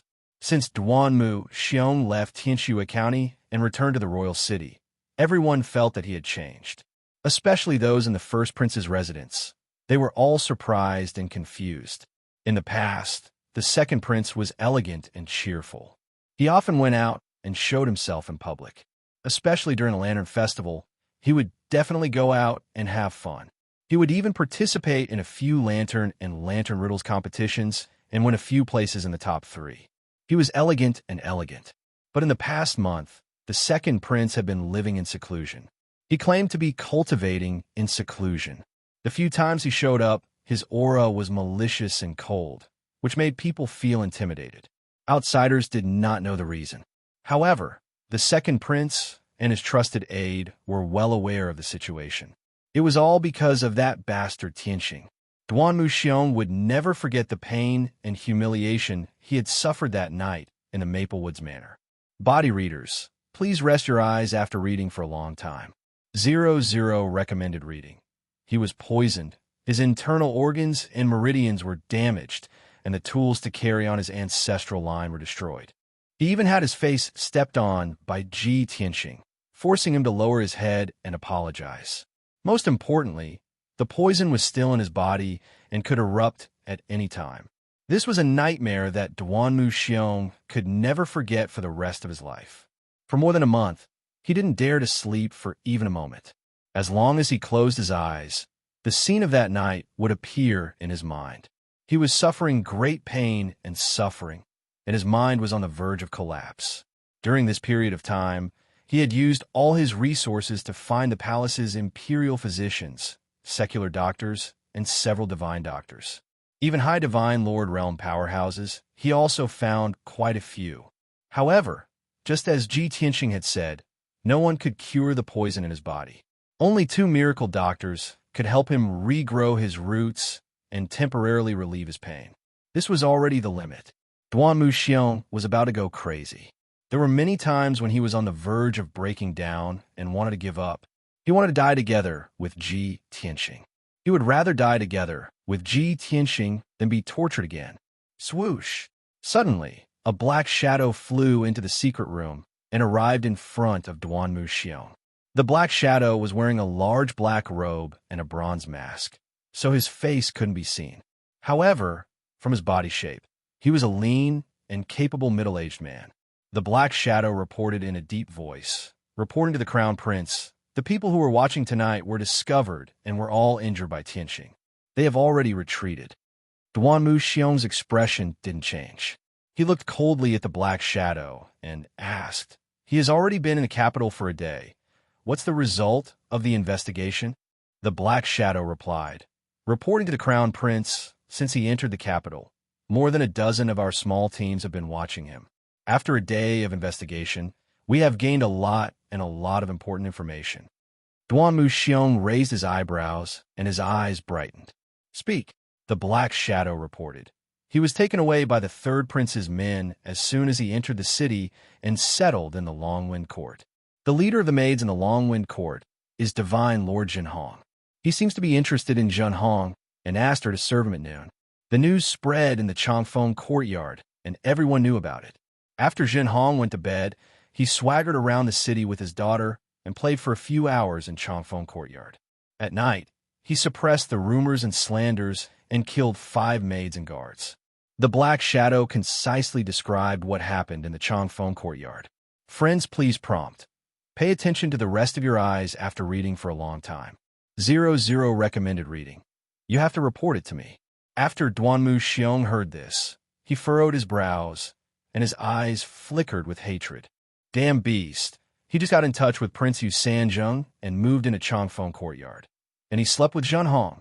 Duanmu Xiong had a close relationship with the third prince and the princess consort. He had been to Changfeng courtyard many times, so of course he knew the immortal Jinhong. Moreover, he was also attracted by Jinhong's special temperament and wanted to get his hands on him. But the third prince seemed to value Jinhong very much, and he seemed to have other uses for it. Duanmu Xiong didn't dare to act rashly, so he could only endure and wait for an opportunity. But he didn't expect that the fruit he was looking for would be picked by Ji Tianxing. The most hateful thing is that the beast has a daughter. He already has a family, so why did he fight with me for Ning Siyuan and Jinhong? He is a despicable, hypocritical, heinous, and bastard. Duanmu Xiong clenched his fists, and the veins on his forehead bulged. He cursed with a ferocious face. The Black Shadow remained silent. After Duanmu Xiong calmed down a little, he persuaded, maybe it's just a rumor. After all, he suppressed the rumors and killed 5 guards and maids. Duanmu Xiong sneered, "What about tonight?" He went to the Lantern Festival. Who followed him? The Black Shadow answered truthfully, "The immortal Jinhong." "Huh?" Duanmu Xiong sneered even more disdainfully. "First he killed people to suppress the rumors.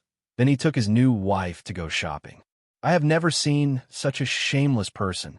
The Black Shadow remained silent and didn't say much. Duanmu Xiong gradually calmed down and thought for a moment. He said in a low voice, "He chased me from Tianxue County to the Imperial City and has been suppressing and humiliating me. If I don't get rid of him, I will never have a day of peace. Today he just arrived at the Imperial City and he took Jinhong by force. He even deliberately showed off in public just to disgust me. If I don't get rid of him as soon as possible, I don't know what he will do again." After that, he ordered the Black Shadow, "Go and tell Purple Fiend Star that I am willing to pay 30 billion for Tianxing's life." The Black Shadow's body shook, and he persuaded, "Prince, 30 billion will empty the Imperial City's savings. The eldest prince will definitely be furious." "Ha!" Duanmu Xiong sneered. "So what if I go bankrupt? What has my big brother ever cared about my life? I have had enough. Even if I have to die together with that beast, I won't hesitate." Chapter 3009. Duanmu Xiong's attitude was firm and resolute. The Black Shadow hesitated for a while before he tried to persuade Duanmu Xiong again. "Your Highness, please think twice. The Evil Blood Palace has failed twice and lost several generals. They definitely won't accept this task again." Duanmu Xiong said in a low voice, 30 billion is the highest price in the past 1,000 years. The Evil Blood Palace will consider it."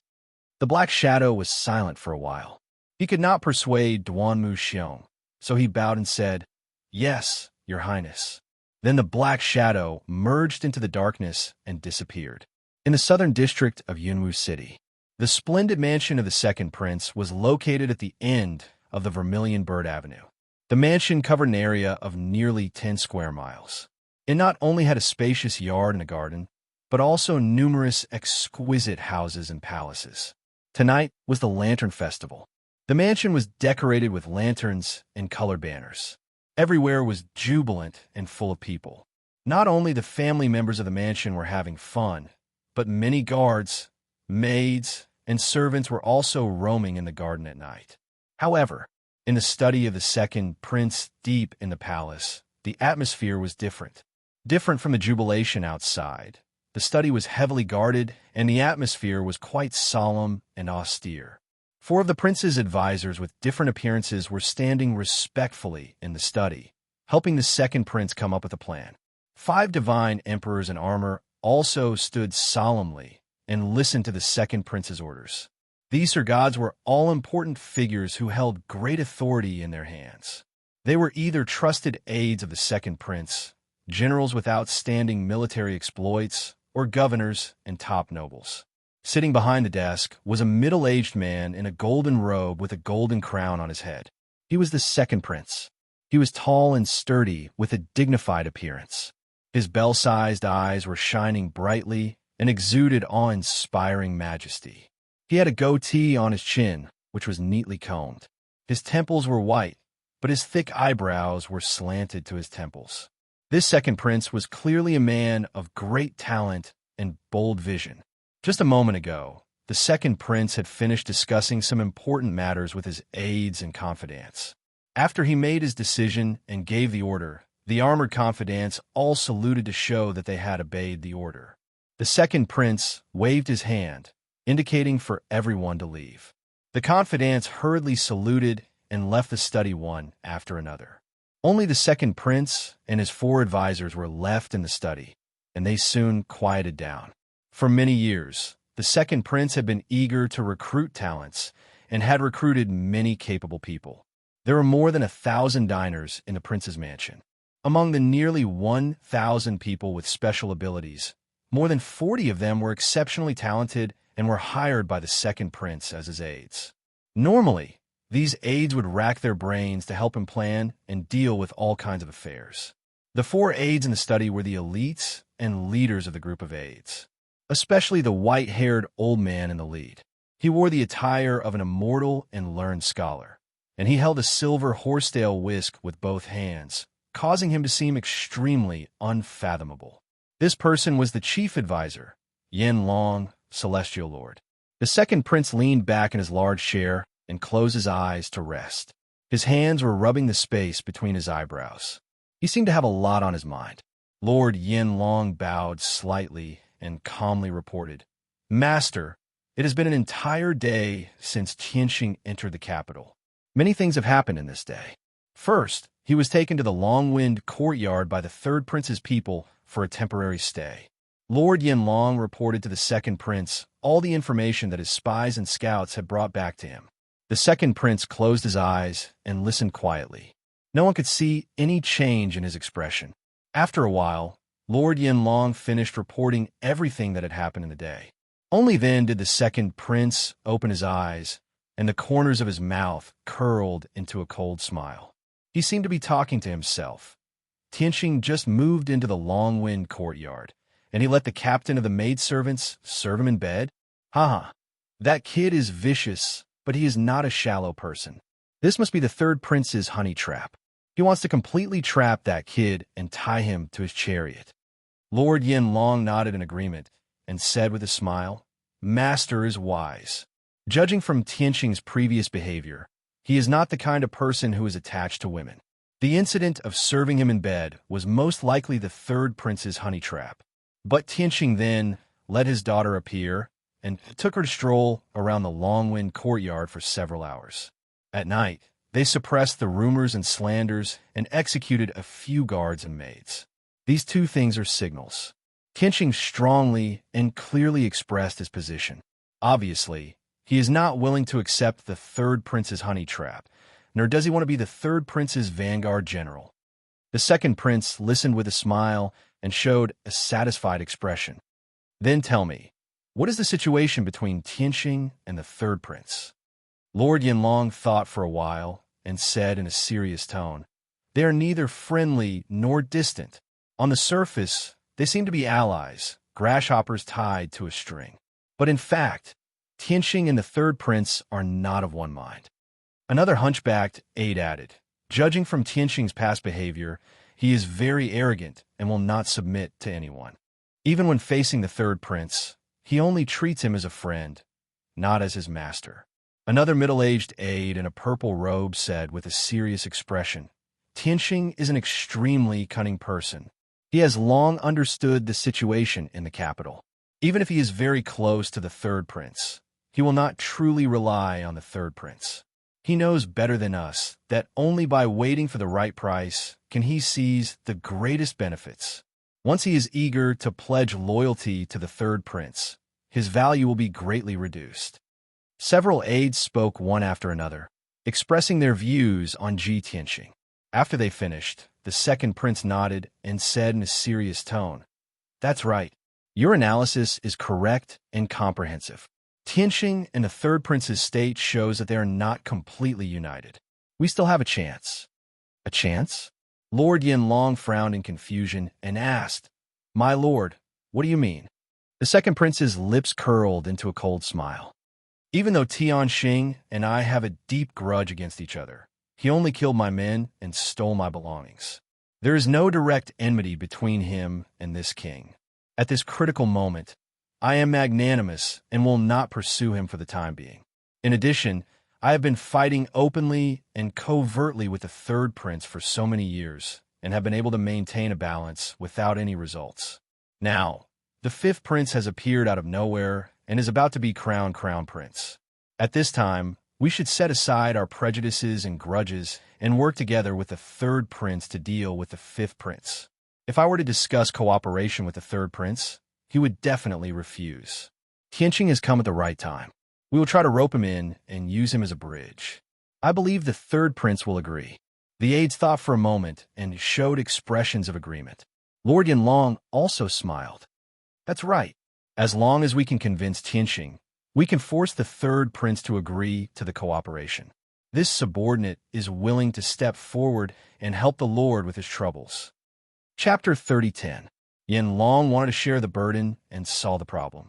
In fact, he was the one who invited Ji Tianxing on behalf of the second prince. The second prince nodded without hesitation.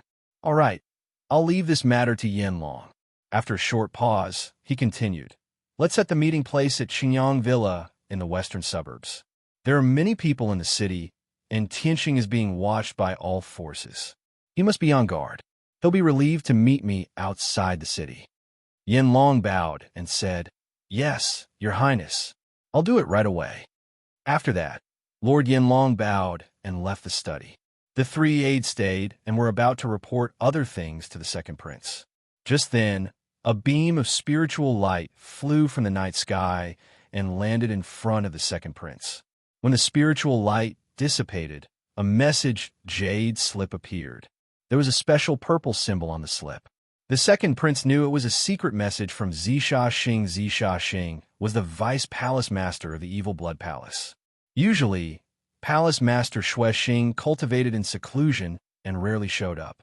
He was one of the most mysterious experts in the entire Bloodfire Divine Country. Zisha Xing was basically in charge of the affairs of the Evil Blood Palace. But many people knew that the Evil Blood Palace had taken refuge with the second prince. Therefore, Zisha Xing had to ask the second prince for help when he encountered a difficult decision.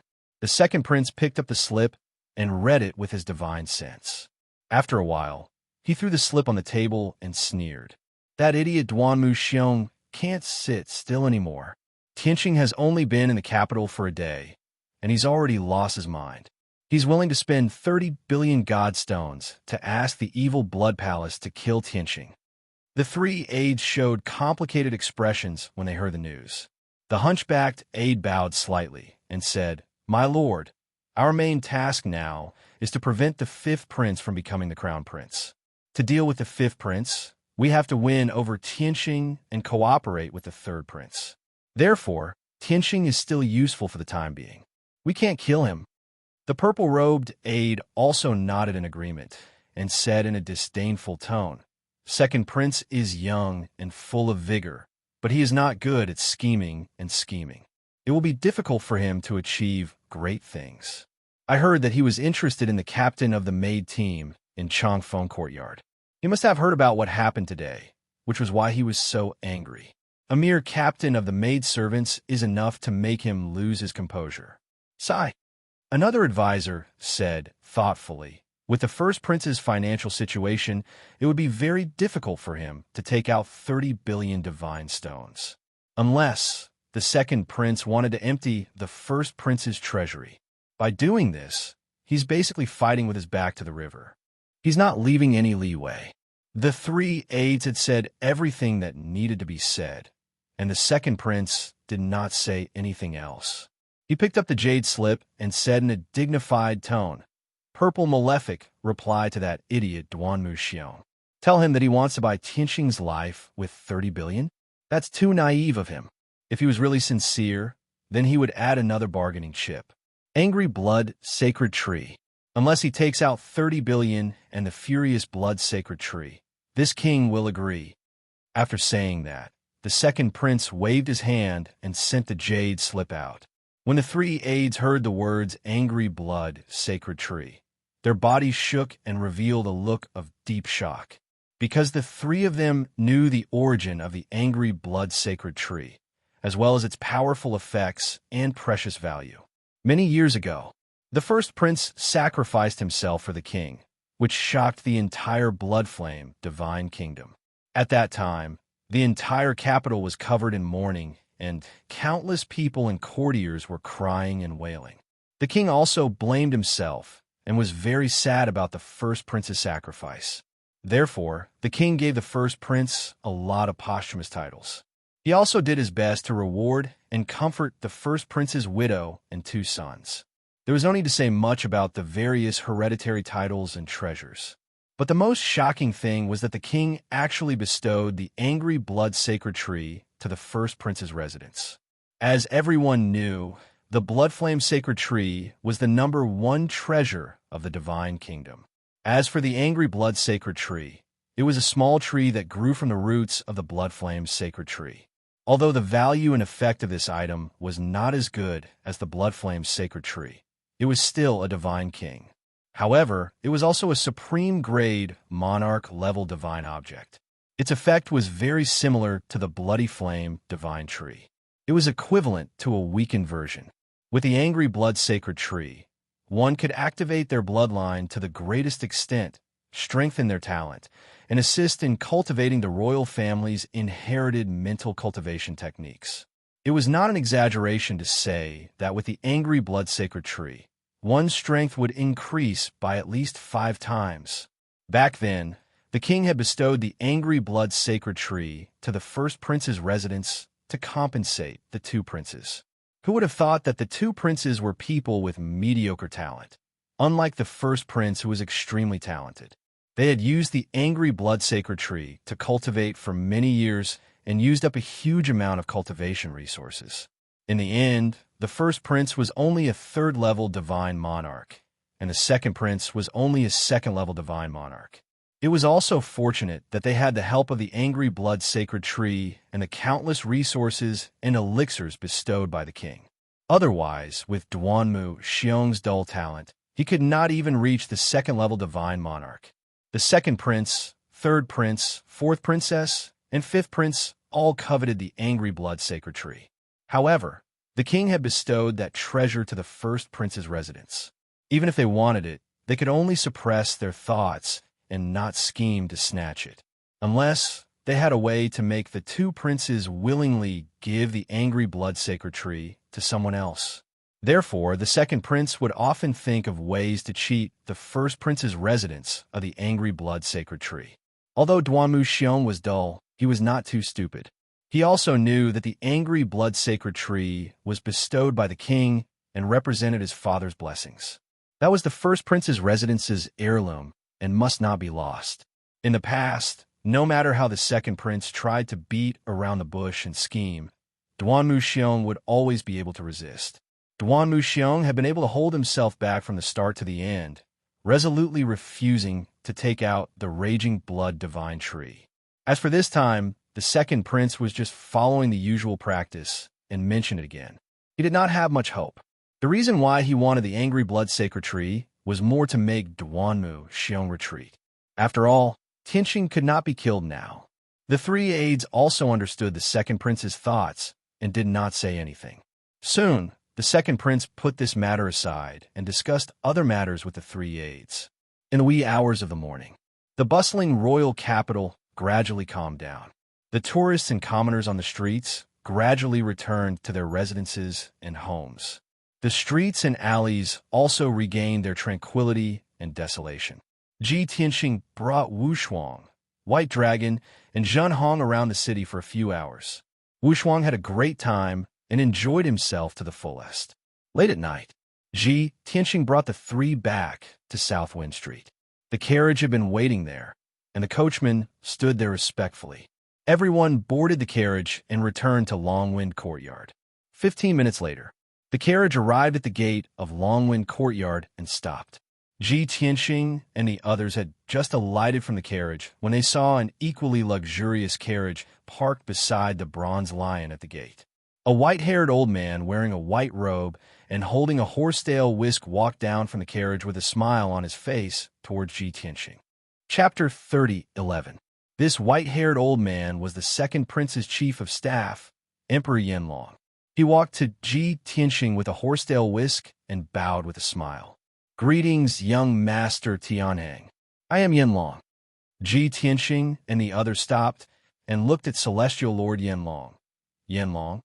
Ji Tianqing frowned and asked, "The second prince's chief of staff?" He had investigated the second prince's background. Therefore, he knew about Emperor Yanlong. He also knew that this person's strength was a 7th-degree realm high god monarch. "That's me." Celestial Lord Yanlong bowed and replied with a smile. Ji Tianqing asked calmly, "Lord Yanlong, are you here on behalf of the second prince to send me a message, or are you inviting me to be your guest?" Celestial Lord Yanlong showed a look of admiration and said, "I've long heard that Mister's wisdom is unparalleled. Now that I've seen it with my own eyes, I'm truly impressed. You are right. I am here on behalf of the Lord to invite you to Qingyang Villa in the southern suburbs." Ji Tianqing had known for a long time that the second prince was good at scheming and scheming. He was a ruthless and cunning person. Even though he had a feud with the second prince, they were like fire and water. But at the critical moment, the second prince would definitely make compromises after weighing the pros and cons. Especially this time, when the king wanted to make the fifth prince the crown prince. The second prince and the third prince were caught off guard and would definitely work together to stop the fifth prince. They had been fighting openly and secretly for many years and had a deep grudge against each other. Even if they wanted to work together, they couldn't do it face to face.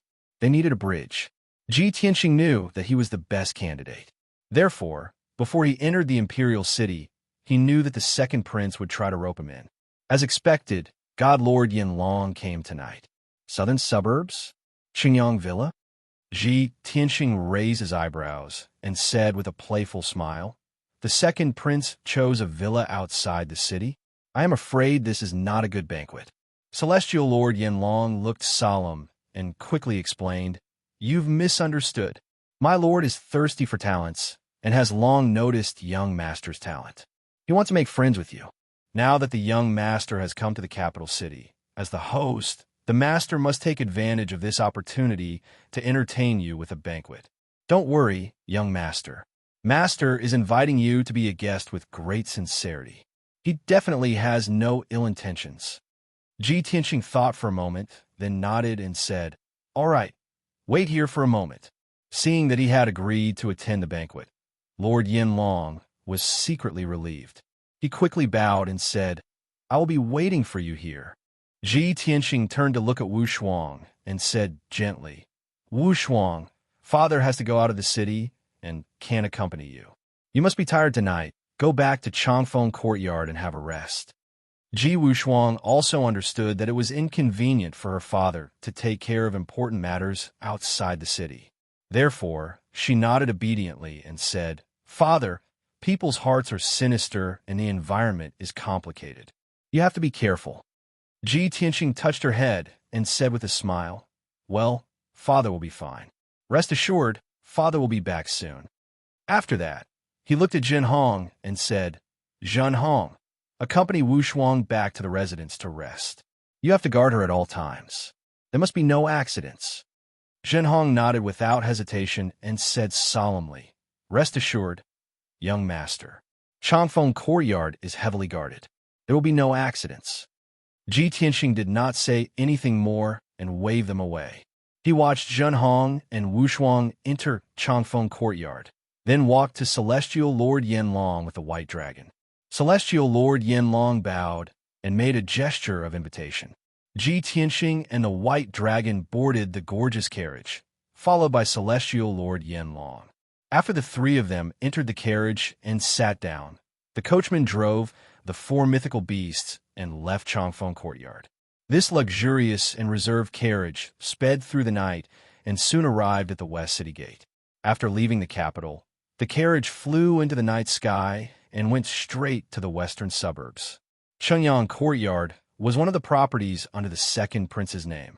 This beautiful, secluded, and elegant residence was located on Mount Xingyang, 9,000 miles away from the imperial capital. The courtyard covered an area of thousands of acres.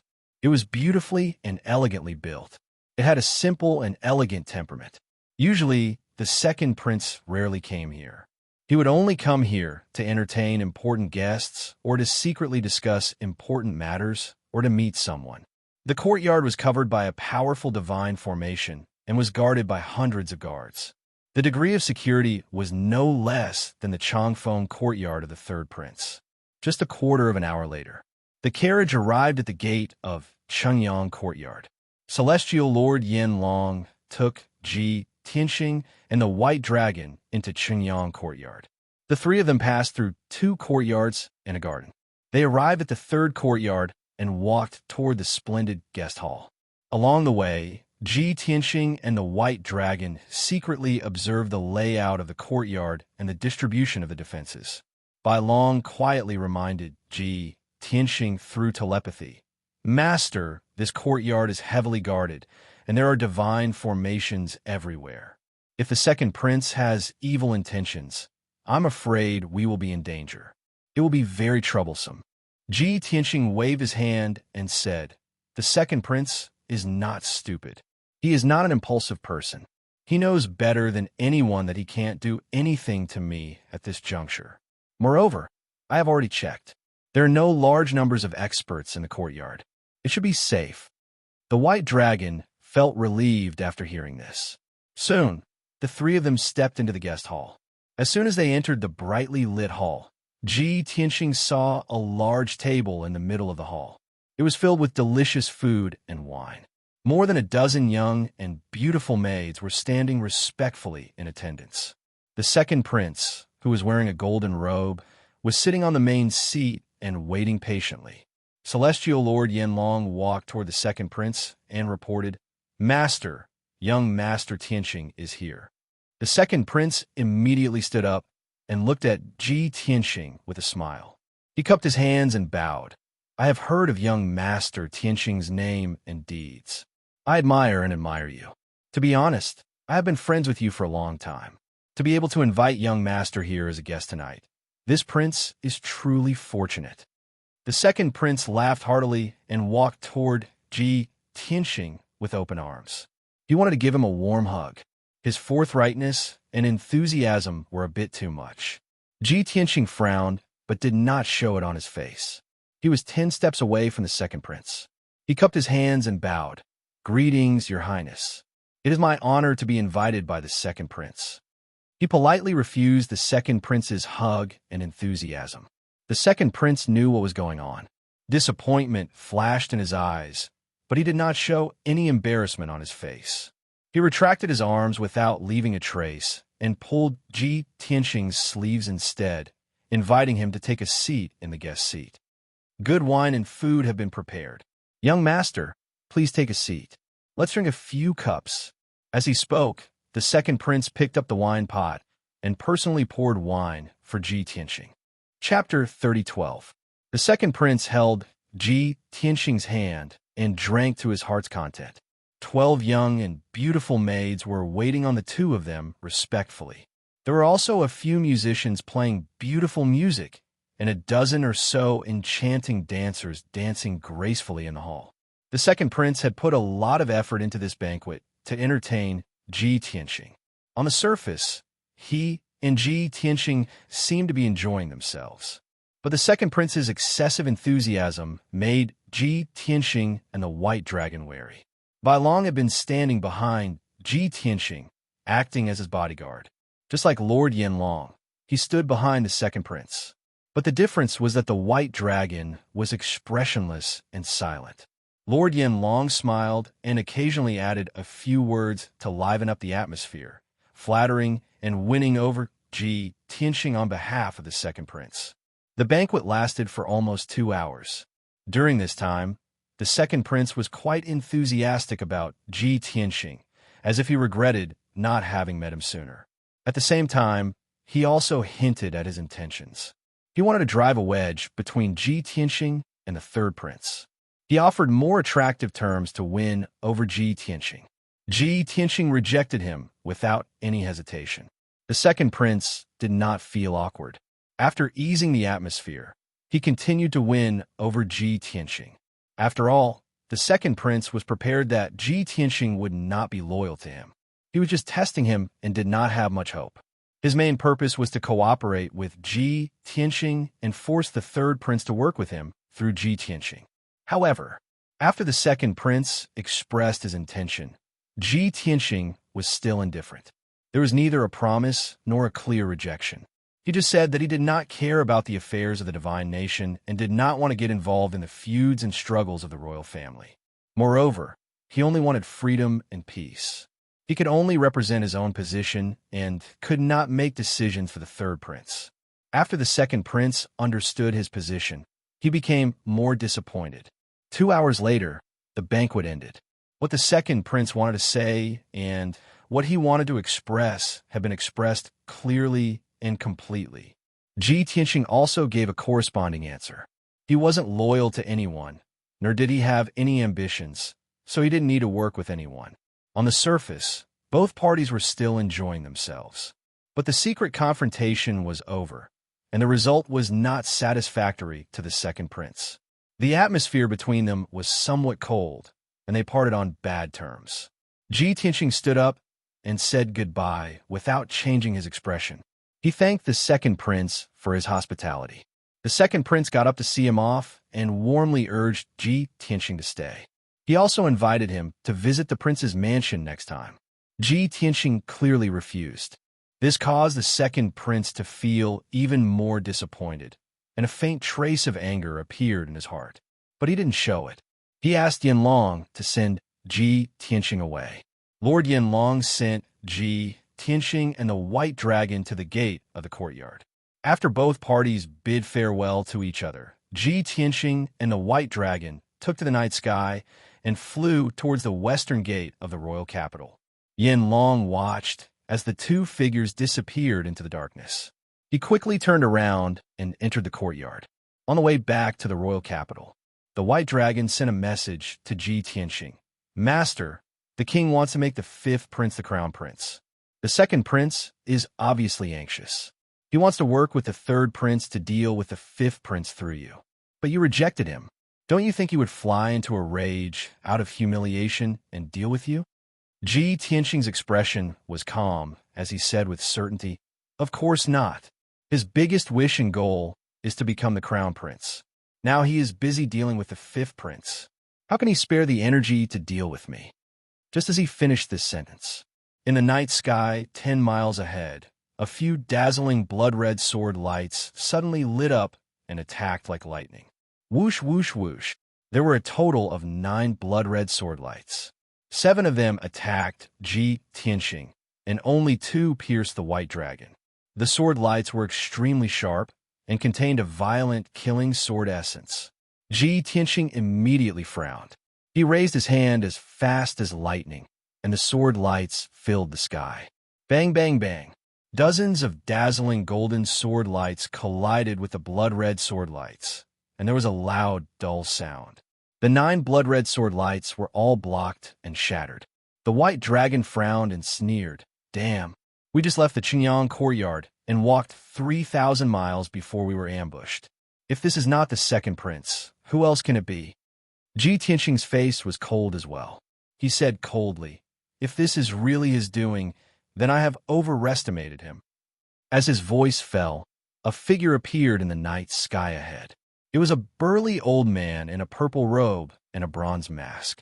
His purple hair fluttered in the wind, and he exuded a domineering aura. Although Ji Tianxing could not see the person's face, he could sense that the purple-robed old man was a high-level divine lord, and his strength had surpassed the 7th degree. At this moment, two figures appeared in the night sky on both sides. The figure on the left was a skinny divine clan member in a black robe, and he wore a skull mask. The one on the right was a man as strong as an iron tower. He wore dark golden armor and held two large sabers. These two were also high-level divine lords, and they both had the strength of the 7th degree. A total of 3 divine lords surrounded Ji Tianxing and the White Dragon, and they were filled with a strong, murderous aura. The White Dragon looked around and sneered. "This place is less than 3,000 miles from the royal city. How dare you set up an ambush here? How audacious! Tell me, who is the master behind you? Is it the second prince?" The divine lords on both sides did not speak. The purple-robed old man, who was the strongest, said in a hoarse voice, "People who are bound to die do not need to know the truth." This answer seemed to agree with the White Dragon's words. The White Dragon was about to ask when the purple-robed old man had already attacked. He waved a blood-red sword and slashed out sword lights. Swoosh, swoosh, swoosh. Hundreds of violent and sharp sword lights sealed off the area, drowning Ji Tianxing and the White Dragon's figures. The White Dragon only had the strength of the Celestial God realm and had not reached the Divine Lord realm. He absolutely could not withstand the attack of a high-level Divine Lord. Once he was hit by the sword lights, he would definitely be smashed into pieces. In fact, even his godhood was on the verge of collapse. Under the crisis, Ji Tianxing immediately took out the Burial of Heaven's sword and executed a counterattack. He struck out the Dragon Elephant Divine Fist with his left hand, and his right hand brandished sword lights that covered the sky, blocking the purple-robed old man's attack. Bam, bam, bam, bam. The sword lights that filled the sky collided and exploded with a deafening sound. Hundreds of sword lights and phantoms of dragons and elephants all collapsed into fragments that filled the sky, and a shocking hurricane blew up. Taking advantage of this opportunity, the divine lords on both sides also attacked. The two of them executed their ultimate skills, slashing out countless sword lights and thousands of blood waves and hundreds of beast phantoms. Ji Tianxing was exhausted from blocking. In a moment of carelessness, he failed to protect the White Dragon.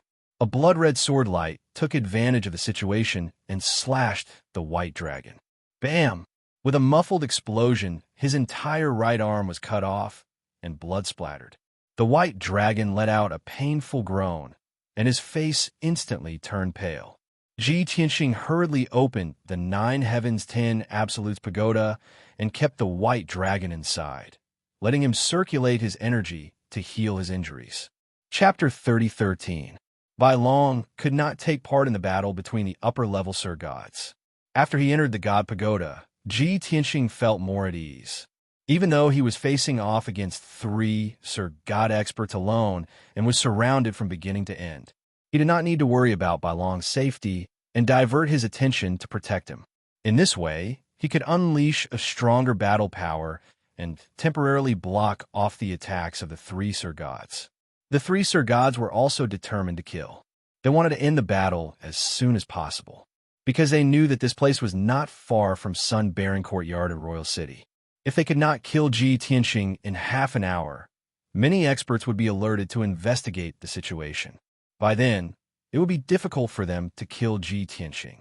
Therefore, the 3 Sir Gods did not say a word and attacked with all their might. They originally thought that there would be 2 7th-degree realm god monarchs and an 8th-degree realm god monarch. Killing Ji Tianxing would be a piece of cake. But the 3 of them did not expect Ji Tianxing to be so tenacious and use all kinds of ultimate skills to block off their attacks. Even though Ji Tianxing had been injured after exchanging 30 moves, Ji Tianxing had been injured.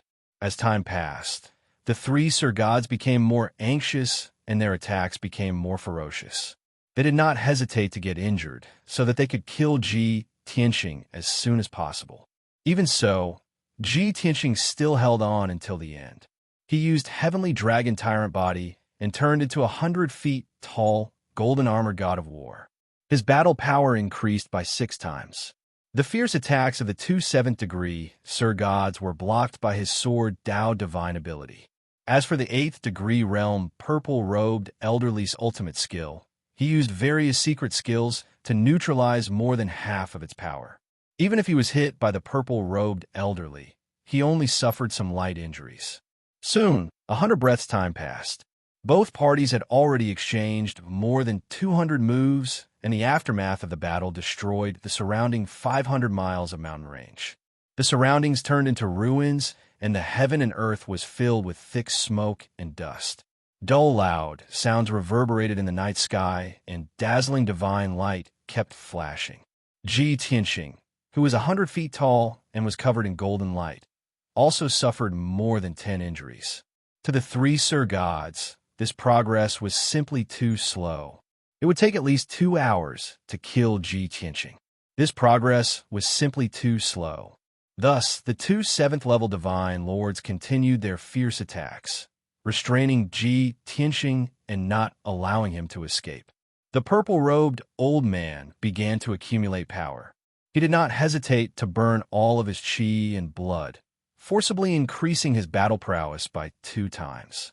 10 breaths later, the accumulation of power was complete. The qi and blood in his body ignited, and his whole body flashed with a bloody light. His aura also became extremely violent. Heavenly Frenzy Extermination Sword. The purple-robed elder held the sword with both hands, and like a blood-red whirlpool, he madly devoured the divine power within a radius of tens of thousands of miles. His battle intent and aura rose crazily, reaching an extremely terrifying level. When his aura reached its peak, he held the divine sword with both hands and slashed at Ji Tianxing with all his might. This sword was the pinnacle of his skills. Its might was extremely powerful, and it gathered the divine power of heaven and earth for tens of thousands of miles, ruthlessly suppressing Ji Tianxing. Everything within a radius of 150 miles was locked down, making it impossible for Ji Tianxing to escape or dodge. Once this sword was unleashed, it was like a bolt of lightning cutting through the night sky, illuminating a radius of thousands of miles. Ji Tianxing felt immense pressure and even the chill of death. The purple-robed elder's killer move was enough to threaten his life. At this critical moment, he could only ignore the two Sir Gods beside him and take their attacks head-on. He had to use all his strength to resolve the purple-robed elder's killer move. Daylight Sword. Ji Tianxing roared angrily, holding the Burial of Heaven with both hands, his expression extremely solemn. His movements seemed to be slow as he stabbed at the purple-robed elder. Suddenly, endless divine power surged out of his body, and after being amplified by the Burial of Heaven, it formed a circle of dazzling golden divine light. That huge, dazzling golden halo was like a scorching sun, carrying an extremely heavy and majestic power as it ruthlessly blasted at the Heavenly Frenzy Extermination Sword. This sword was also Ji Tianxing's pinnacle killer move. It was a move that he had unleashed 120% of his power and was fully focused on. Boom! Crack! At the next moment, the Daylight Sword and the Heavenly Frenzy Extermination Sword clashed fiercely, giving off a deafening sound. The blood-red giant sword, which was thousands of feet long, slashed the golden halo ruthlessly. The two of them were in a stalemate in the night sky. Their powers suddenly exploded and quickly canceled each other out. Merely 2 breaths later, the blood-red giant sword and the golden halo collapsed at the same time, turning into millions of fragments, scattering in the night sky. Destructive shockwaves spread out in all directions, covering a radius of several thousand miles. The surrounding mountains and forests within 1,000 miles were shattered by the shockwave, turning into desolated ruins. The purple-robed elder was safe and sound, but he was pushed back 100 steps. Ji Tianqing, on the other hand, was so shaken that he staggered and fell from the night sky into the ruins, smashing a deep hole in the ruins. After all, not only was he injured by the power of the heavenly frenzy extermination sword, he was also hit by the two Sir God's divine skills. There were a few more wounds on his back and shoulders, and golden blood splattered out. As for the two 7th-degree Sir Gods, they were also hit by the shock wave, spitting out blood as they were sent flying thousands of feet away. Both of them suffered internal injuries from the shock. Their breaths were in a mess, and their battle powers were weakened.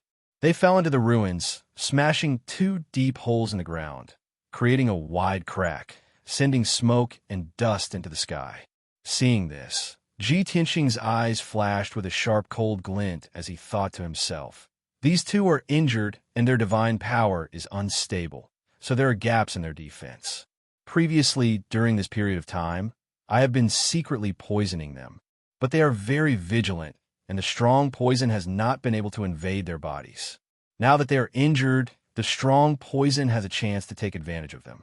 They are finished." From the start of the battle, Ji Tianqing had been secretly executing the strong poison law. He was very clear that the 3 of them were all upper Sir Gods, with strong abilities and rich battle experience. It was very difficult to use ordinary strong poison, so only those kind of strong poison which was hidden and subtle could succeed. And this kind of strong poison required a very long time before it could succeed. He originally thought that he would need to delay for at least 15 minutes before the 2 Sir Gods were corroded by the strong poison. By then, he would have a chance to turn the tables. But he did not expect that in order to kill him as soon as possible, the 2 Sir Gods did not care about their own safety and attacked him with all their might. This resulted in the shock wave from the clash between him and the purple-robed elder injuring the 2 Sir Gods.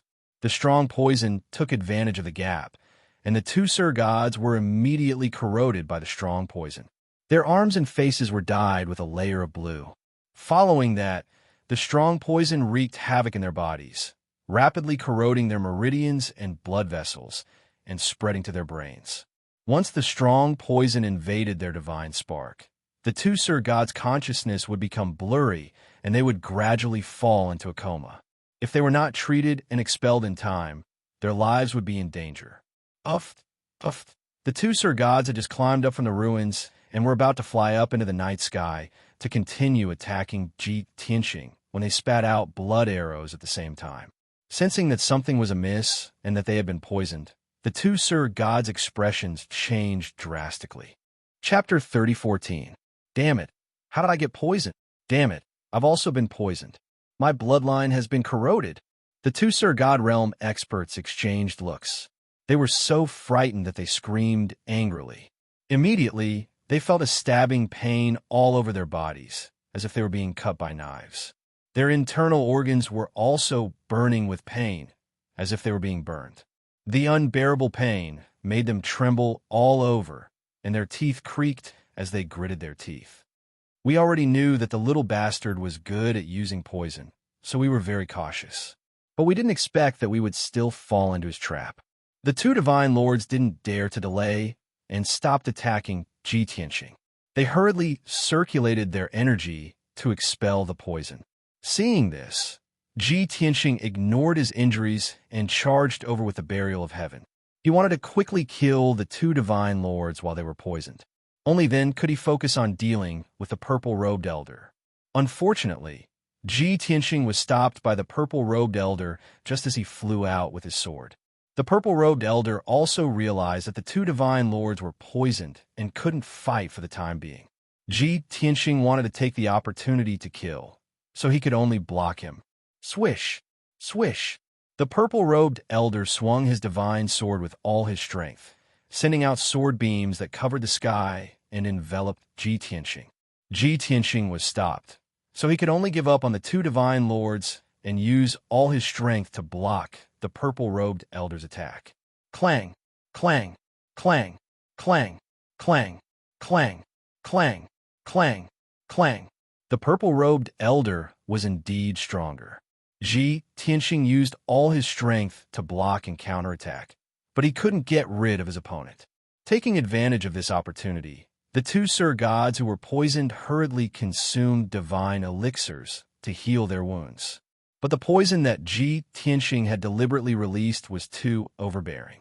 Even if they consumed detoxification pills and circulated their divine power to expel the poison, they still couldn't get rid of it.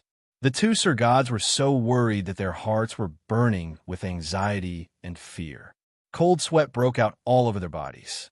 At this time, the purple-robed old man's divine sense detected a divine light shining from the west gate of the capital city. There were a few Sir Gods leading dozens of experts rushing over at lightning speed. Damn it, as expected, after dragging it out for too long, we were discovered by the Imperial City's guards. The purple-robed elder frowned and cursed in his heart. At the same time, he released his divine perception towards Changyang Courtyard. There was no doubt that the vicinity of Changyang Courtyard had also lit up with divine light. Several auras of Divine Lord powerhouses were currently rushing over with lightning speed. In the previous 15 minutes, the commotion caused by the fighting was too great. The loud noise spread for thousands of miles, and the divine light shone for thousands of miles. The Imperial Guards of the Qingyang residence and the Imperial capital had only just arrived to check on the situation. Their reactions were already considered slow. Damn it! The purple-robed old man's expression became increasingly unsightly as he cursed hatefully. He knew full well that it was time for them to withdraw. If they couldn't kill Ji Tianxing within 100 breaths of time and cause such a huge commotion, their mission had already failed. No matter how unwilling he was, he could only grit his teeth and make up his mind. He ordered the two Sir Gods, "Don't just stand there, retreat quickly. I will cover you." The two poisoned Sir Gods already had half of their bodies turning blue and were twitching all over. Even if they stayed, they wouldn't be able to fight much and would even become a burden. Hearing the purple-robed old man's order, the two of them turned around without hesitation and flew towards the night sky in the north. They also knew that the situation was urgent and they had to retreat as soon as possible. Even if they were covered in wounds and were poisoned, they endured the pain and increased their speed to the maximum. In less than 10 breaths of time, they had flown over 1,000 miles away. Ji Tianxing was rather anxious. He wanted to stop the two Sir Gods and at least kill one or two of them. He wanted to seize their godheads and refine their divine souls and memories. In this way, he would be able to find out who sent these three Sir Gods. Unfortunately, the purple-robed old man blocked him with all his might, making it impossible for him to withdraw. Soon, another 5 breaths of time passed.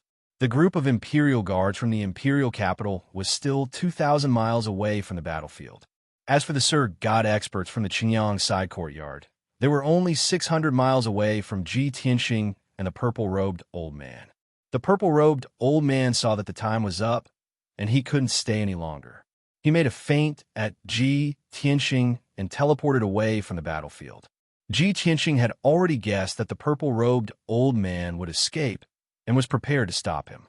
However, the purple-robed old man was slightly stronger and his teleportation ability had reached perfection. He wanted to stop him, but he was a quarter of an instant too slow and the purple-robed old man escaped. In the next moment, the purple-robed old man teleported 1,000 miles away and disappeared without a trace. Damn it! Ji Tianxing didn't chase after him. He stared coldly at the night sky in the north and cursed under his breath, although he could vaguely guess the identities of the three Sir Gods. However, the current situation in the Imperial capital was confusing and he didn't dare to be completely sure. I thought that after reaching the 3rd level of the Sir God realm, I would be able to fight against an 8th level upper level Sir God. I didn't expect to meet such experienced Sir Gods. I'm still a little weak and can only remain undefeated. Ji Tianxing muttered to himself and sighed. He was also eager to break through to the 4th level and become a middle-level Sir God. At this moment, the experts from the Qingyang side courtyard arrived at the battlefield. Swoosh, swoosh, swoosh. Three figures flashed with divine light and appeared in front of Ji Tianxing. The leader was the second prince. Behind him was Sir God Yinlong and a burly man in golden armor. The three of them were upper-level Sir Gods and had a strong aura. The man in golden armor was also present at the Qingyang side courtyard. However, he didn't participate in the banquet and had been guarding the secret chamber. Ji Tianxing used his divine senses to check the situation in the side courtyard and sensed the aura of this person. After the three of them arrived, their gazes gathered on Ji Tianxing and they sized him up. He had already returned to his original appearance. His long hair was messy and his white robe was tattered and stained with blood. Seeing that his life wasn't in danger, the second prince heaved a sigh of relief. "Young Master Tianxing, what's going on? Who was it that ambushed you here and injured you?" The second prince looked at him with concern and asked angrily. Ji Tianxing said calmly, "The three upper-level Sir Gods all hid their true faces. I don't know their identities or origins." Hearing this, the second prince's eyes flashed with a hint of surprise. Sir God Yinlong and the man in golden armor were also shocked and in disbelief. They had long known that Ji Tianxing was very strong and comparable to an upper-level Sir God. However, they didn't dare to believe that Ji Tianxing had only suffered light injuries after being ambushed by three upper-level Sir Gods and fighting for so long. If it were them, they definitely wouldn't be able to do it. Didn't this mean that Ji Tianxing was one of the best among upper-level Sir Gods and was stronger than the three of them? The three of them didn't move as this thought flashed through their minds. The second prince was furious and ordered in a deep voice, "Yinlong, immediately send someone to investigate this matter. We must find the culprit." Tonight, this prince hosted a banquet at the Qingyang side courtyard in honor of young Master Tianxing. In the end, young Master Tianxing was ambushed the moment he left the Qingyang side courtyard and was injured. If we don't find out the truth, others will think that this prince did it. Chapter 30:15. The second prince's words were very straightforward. Obviously, he was telling Ji Tianxing that this had nothing to do with him. But Ji Tianxing did not know him well enough, so he could not be sure if he was telling the truth. After all, it was normal for a scheming person like the second prince to not be able to tell the truth from the lies. Yinlong cupped his hands and acknowledged the order. He quickly sent a message jade slip to convey the second prince's order. At this moment, the group of experts and masters from the royal city also arrived at the battlefield. The leader was actually the third prince, who was wearing a golden python robe. Beside him were two upper-level divine lords wearing golden armor and the insignia of the Imperial Guard. Judging from their strength, attire, and insignia, they should be the commanders of the Imperial Guard. Behind the three of them in the night sky, there were more than 60 Imperial Guards wearing silver armor and holding long spears and halberds. All of them were first or second level divine lords. If they were among the commoners, they would definitely be powerful. Everyone knew that these dozens of Imperial Guards were the best of the best. The third prince and the others hurriedly arrived at the battlefield. Their eyes were locked on Ji Tianxing as they flew over worriedly. "I was wondering who was fighting outside the city and causing such a big commotion. So it's young Master Tianxing." The third prince recognized Ji Tianxing. Seeing him injured, the third prince was very surprised and shocked. He turned his head and saw the second prince beside Ji Tianxing. He immediately frowned. Why is second brother here too?" The third prince was the commander of the Imperial Guard appointed by the king. He had full authority to command 20,000 Imperial Guards. Although he was usually quite free and handed the matters of the Imperial Guard to the commanders, he was still in charge of the Imperial Guard. But these 2 days were the Lantern Festival, and there were many people in the royal city. It was very easy for accidents to happen. So, he could only personally lead the Imperial Guard to maintain order and safety in the royal city. Just now, he heard from his subordinates that there was a big commotion outside the western suburbs. After hearing the news, he was filled with anger and rushed over with his trusted generals. He did not expect to see Ji Tianxing and the second prince here. Hearing the third prince's question, the second prince smiled and took the initiative to explain. "Third brother, there is something you don't know. Please listen to my explanation. This prince has long heard of young Master Tianxing's deeds and has long been in awe of him. Tonight, this prince will host a banquet in Chengyang courtyard to entertain him. This can be considered as fulfilling the duties of a host. Who would have thought that young Master Tianxing would encounter an ambush right after he left the courtyard? There were a total of 3 high divine lords on the other side, and they all wanted to kill young Master Tianxing. Fortunately, young Master Tianxing was strong enough to hold on for 7 or 8 minutes under the siege of the other party and only suffered some minor injuries. I heard from my subordinates that there was a big battle here, so I rushed over to check the situation. The second prince did not hide anything and simply told him what had happened. After the third prince heard this, his expression did not change, but in his heart, he was muttering. Doesn't second brother have a deep grudge against young Master Tianxing? Why would they host a banquet for him? Moreover, young Master Tianxing actually agreed. He is not willing to be loyal to this prince, and is neither close nor distant to this prince.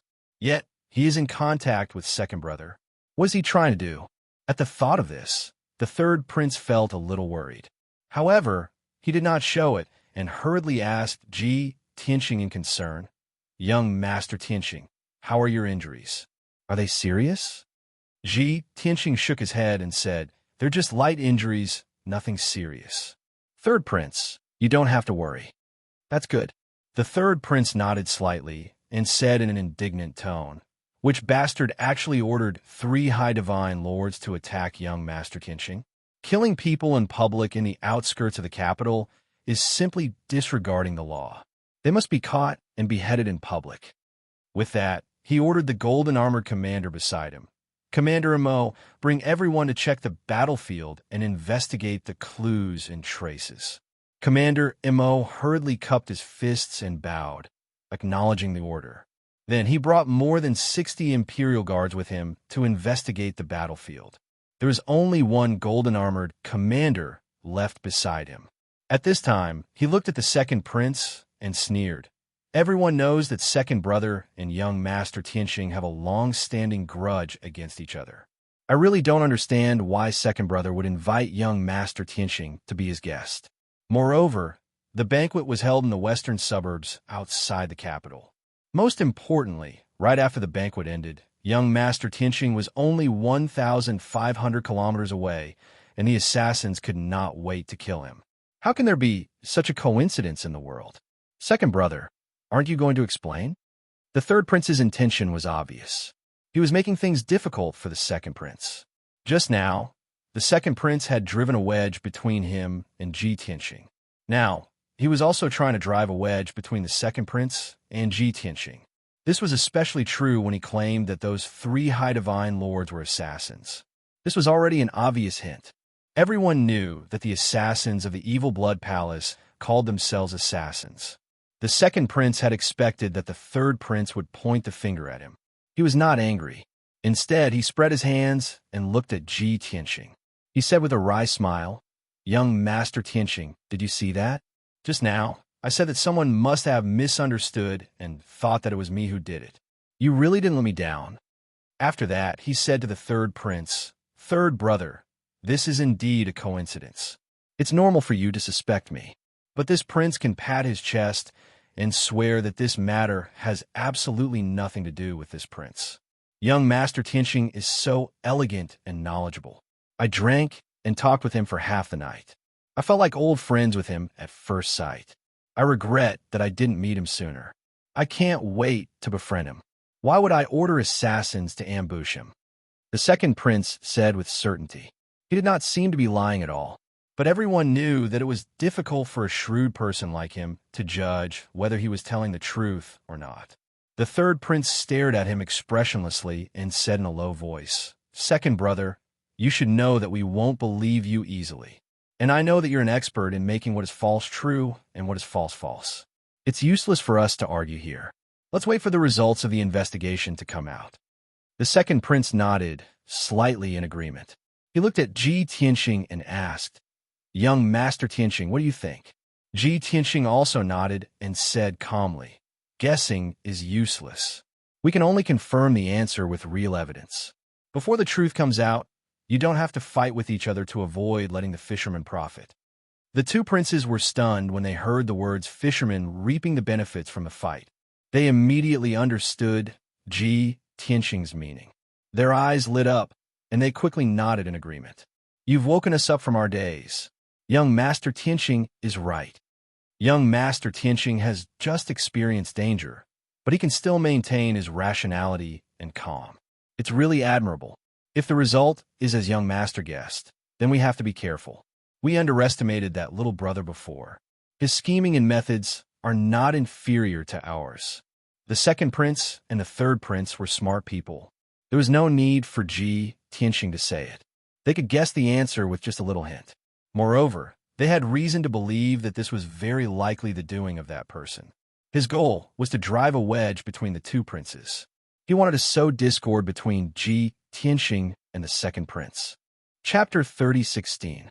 The matter of Ji Tianxing being ambushed had more or less taken shape. He and the two princes had a preliminary answer in their hearts. However, they still had to wait for the results of the investigation by the Imperial Guards and Emperor Yanlong. If Yanlong and the commander of the Imperial Guards could find some clues and evidence on the battlefield, that would be great. Time passed quietly. Ji Tianxing and the two princes waited patiently. Unknowingly, a quarter of an hour passed. Emperor Yanlong and the man in golden armor searched the battlefield within a radius of 1,000 miles twice, but found no useful clues. They returned to the second prince to report.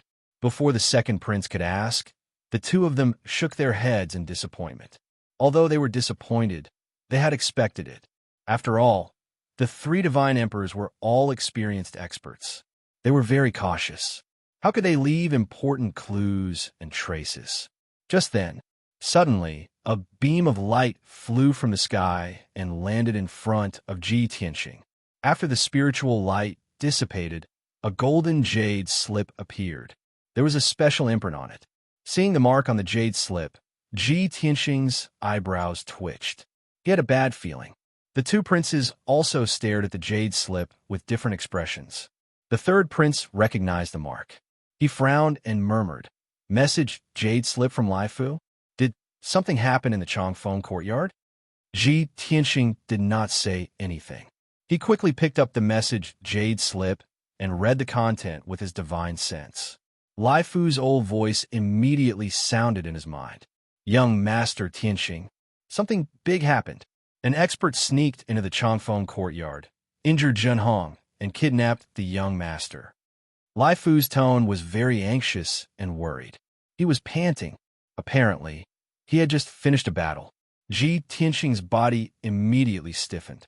His face changed dramatically, and his eyes became gloomy like ice. Anger and killing intent suddenly surged out of his body. His eyes were dyed with a layer of blood. "You are courting death." The two words burst out of his throat. It was like piercing ice and also like a sharp blade that could kill people.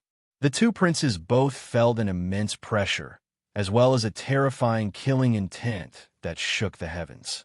The two of them looked at each other, not knowing what was going on. However, they all knew very well that Ji Tianxing was truly enraged and was about to start a massacre. That's strange. He was attacked by three divine monarchs and was badly injured. Yet, he was still able to remain calm and rational. What exactly happened to make him so angry? The two princes were puzzled.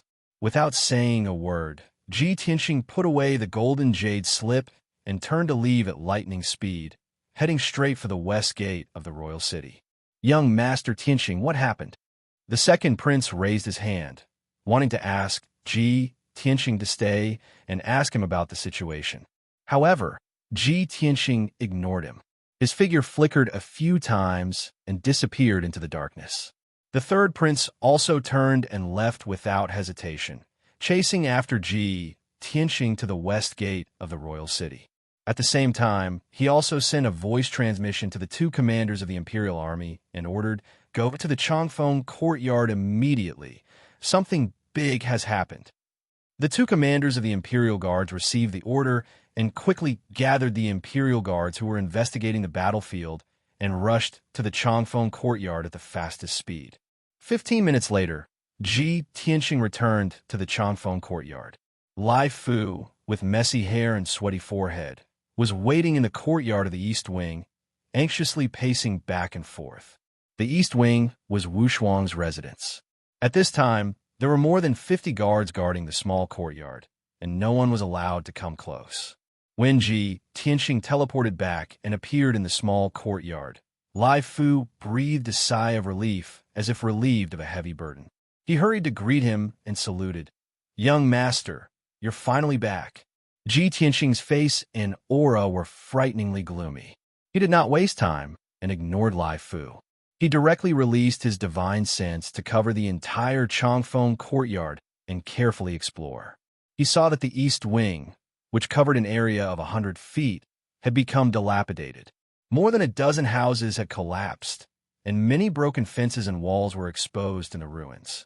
There were also several ravines in the small courtyard, and the defensive formation had long been broken. Obviously, there had been a fierce battle here. Although the destructive power was very strong, the two sides fought for a very short time. Based on this, Ji Tianxing was able to deduce that, after the assassins sneaked into the East Wing, they defeated Zhen Hong in a few moves and took Wu Shuang away. At this time, the third prince also rushed back and landed in the small courtyard. Lai Fu hurried to greet him and respectfully bowed. "My lord, why are you here?" The third prince did not answer. His face was very serious, and his heart was heavy. After all, the Changfeng courtyard was his property. Ji Tianxing's family had an accident here, and he could not absolve himself from the blame. If he did not handle it well, it was likely to cause Ji Tianxing to break with him. Therefore, he must treat it seriously. While exploring the small courtyard with his divine sense, he asked Lai Fu, "What happened?" Lai Fu did not dare to be long-winded and answered concisely, "Tonight, the young master is resting in the bedroom, and Zhen Hong is guarding outside the door. A quarter of an hour ago, 2 assassins sneaked into the courtyard and took the young master. It happened so suddenly that Zhen Hong was attacked as soon as he realized that something was wrong. She only resisted 2 moves and was seriously injured by the assassins. She could only watch the other person take the young master away. When I heard the fighting, I immediately came to check the situation. At that time, the 2 assassins had already escaped with the young master. Zhen Hong was seriously injured, and I wanted to heal her, but she refused. She said that she must not disappoint young Master Tianxing's trust. Even if she had to exchange her life for it, she must save the young master." When he heard this, the third prince had already understood the general idea. He frowned and asked, "So, Zhen Hong went to chase the 2 assassins?" Lai Fu nodded and said, "Yes. I was afraid that Zhen Hong's injury was too serious and she could not hold on, so I let the 2 guard captains go with her. Then, I sent a message to young Master Tianxing and reported the news." As soon as his voice fell, Ji Tianxing had finished his investigation. He stared at Lai Fu and asked, "In which direction did they escape?" Lai Fu was startled for a moment. He pointed to the direction of the North City and said, "They went north. They have already left Yunwu City." Without saying a word, Ji Tianxing directly teleported away from Changfeng Courtyard and rushed toward the North City Gate. The third prince told Lai Fu and quickly followed Ji Tianxing to the north. After Old Mo and Old Su come, let them take people to the north to chase. Lai Fu certainly knew that Old Mo and Old Su were the 2 most valued imperial guards under the third prince's command. He couldn't help but be startled for a moment and murmured in confusion. The 2 commanders took the imperial guards and followed the lord? What happened before? Didn't young Master Tianxing go to the banquet? How could the lord and young Master Tianxing be together? Before he could figure it out, the 2 commanders of the imperial guards took more than 60 imperial guards and flew into the Changfeng courtyard like a tide. Lai Fu did not dare to delay and quickly transmitted the third prince's order to the 2 commanders. The 2 commanders received the order and quickly left Changfeng courtyard with the imperial guards and rushed to the north. Yunwu City was destined to be turbulent tonight. Wu Shuang was Ji Tianxing's reverse scale. After tonight, there would be a monstrous massacre. Fengyan Reading Network. Chapter 3017. Ji Tianxing thought that even if the other party was sinister and cunning, they would not break into the Changfeng courtyard. In Yunwu City, they had to be more restrained. After all, everyone in Yunwu City knew that it was the third prince's courtyard. Once the other party sent people to the Changfeng courtyard, it was equivalent to openly declaring war on the third prince. Therefore, when he went to the banquet in the Qian courtyard, it was inconvenient to take Wu Shuang with him, so he let her rest in the Changfeng courtyard. He was a bit worried, so he had Jin Hong stay close to Wu Shuang to protect her. But he underestimated the other party's madness. In order to take revenge on him, they sent experts to break into the Changfeng courtyard and forcibly took Wu Shuang away. This undoubtedly showed that the other party was determined to kill him by hook or by crook. Originally, all forces in Yunwu City had to keep a low profile and abide by the basic rules of the game. Since the other party broke the rules, Ji Tianxing had nothing to worry about. Kill everyone on the other side, regardless of their strength or identity. Half an hour later, Ji Tianxing left Yunwu City and flew 50,000 miles to the north. He was worried, so he flew at an extremely fast speed. The third prince, 2 Imperial Army commanders, and dozens of Imperial Army elites could not keep up with him. When he flew over a vast mountain range, Ji Tianxing's divine sense detected 2 auras of divine emperors on a mountain peak 3,000 miles to the left. He released his divine sense to investigate carefully and found that the 2 auras were the guard captains of the Changfeng courtyard. In addition, there was another person on the mountain peak. It was Sir Ga Jinhong, who was seriously injured and had a weak aura. Swish! Ji Tianxing quickly flew over and landed next to Sir Ga Jinhong. Jinhong was lying on the grass, unconscious. Her red hair was disheveled and stained with blood, covering half of her face. She looked extremely embarrassed, and the long dress she was wearing was torn in many places, revealing several wounds. Her left shoulder was twisted, and the broken bone was exposed in the wound, dripping with blood. Especially in her chest and abdomen, there was a bowl-sized, bloody hole, which was still bleeding. It was a shocking sight.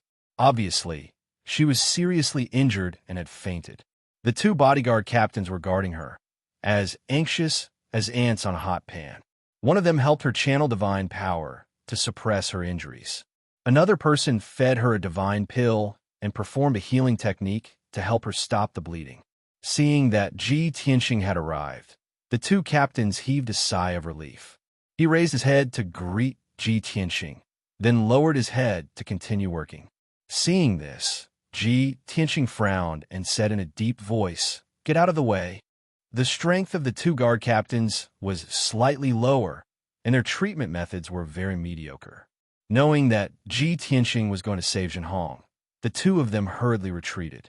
Inside the heaven-mending orb, there were still thousands of life-saving divine lights that could revive thousands of martial gods. However, Jinhong was a divine lord powerhouse. Ji Tianxing could only release all of his life-saving divine light and pour it into her body. As he extended his palms, he activated the power of the heaven-mending orb. A dense sacred white light gushed out of his palm and enveloped Jinhong, who was seriously injured and unconscious. Soon, thousands of life-saving divine lights were injected into her body. Under the watchful eyes of the 2 guard captains, the wounds on Jinhong's body healed at a speed visible to the naked eye. The blood stopped flowing, and the wounds healed quickly. Even her divine power was recovering quickly. Her originally weak and chaotic divine soul, aura, also gradually stabilized. After a few breaths, Jinhong was out of danger. After 100 breaths, the wounds all over her body healed, and her injuries were greatly reduced. When the 2 guard captains saw this scene, they were so shocked that they were dumbfounded. They couldn't help but exclaim in surprise and disbelief. At this moment, the third prince, the 2 guard captains, and more than 60 elite guards arrived at the mountain peak. Seeing Jinhong unconscious on the ground, the third prince quickly asked about her situation. After learning that she was seriously injured and unconscious, and that Ji Tianxing had healed her, the third prince felt slightly relieved. Soon, Jinhong slowly woke up. As soon as she opened her eyes, she saw Ji Tianxing, the third prince, the two guard captains, and the two guard captains surrounding her. Everyone looked at her with a dignified expression, their eyes full of concern. She quickly got up and was about to salute everyone.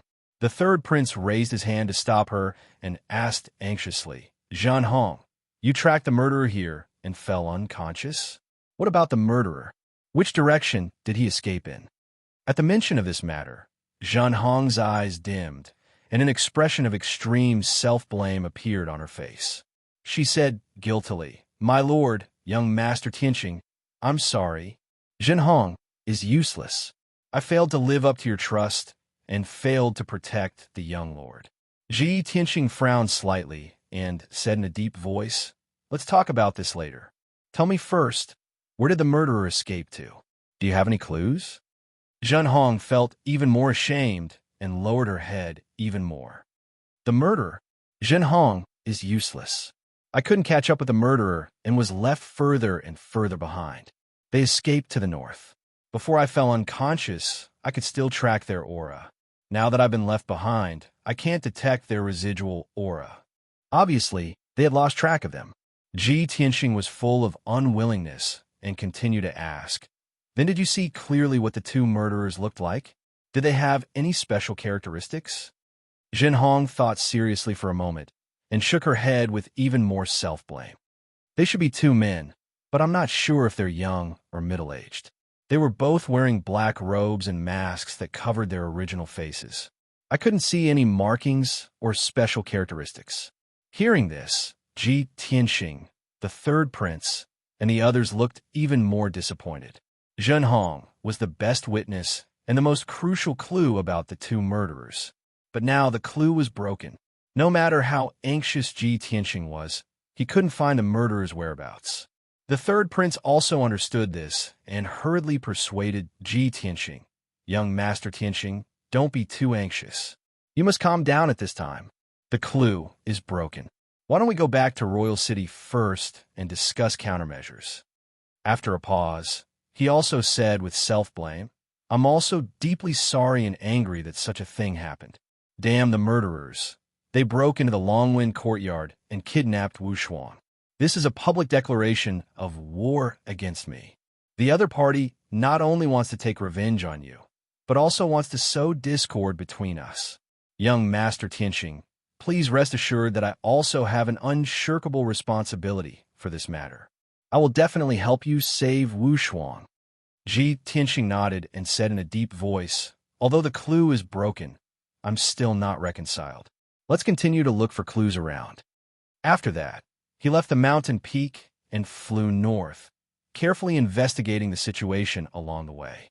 The third prince also quickly followed with the commander of the Imperial Army. Everyone spread out and flew across the night sky at a moderate speed, carefully searching a radius of 20,000 miles. In this area, no trace or clue could be hidden from everyone.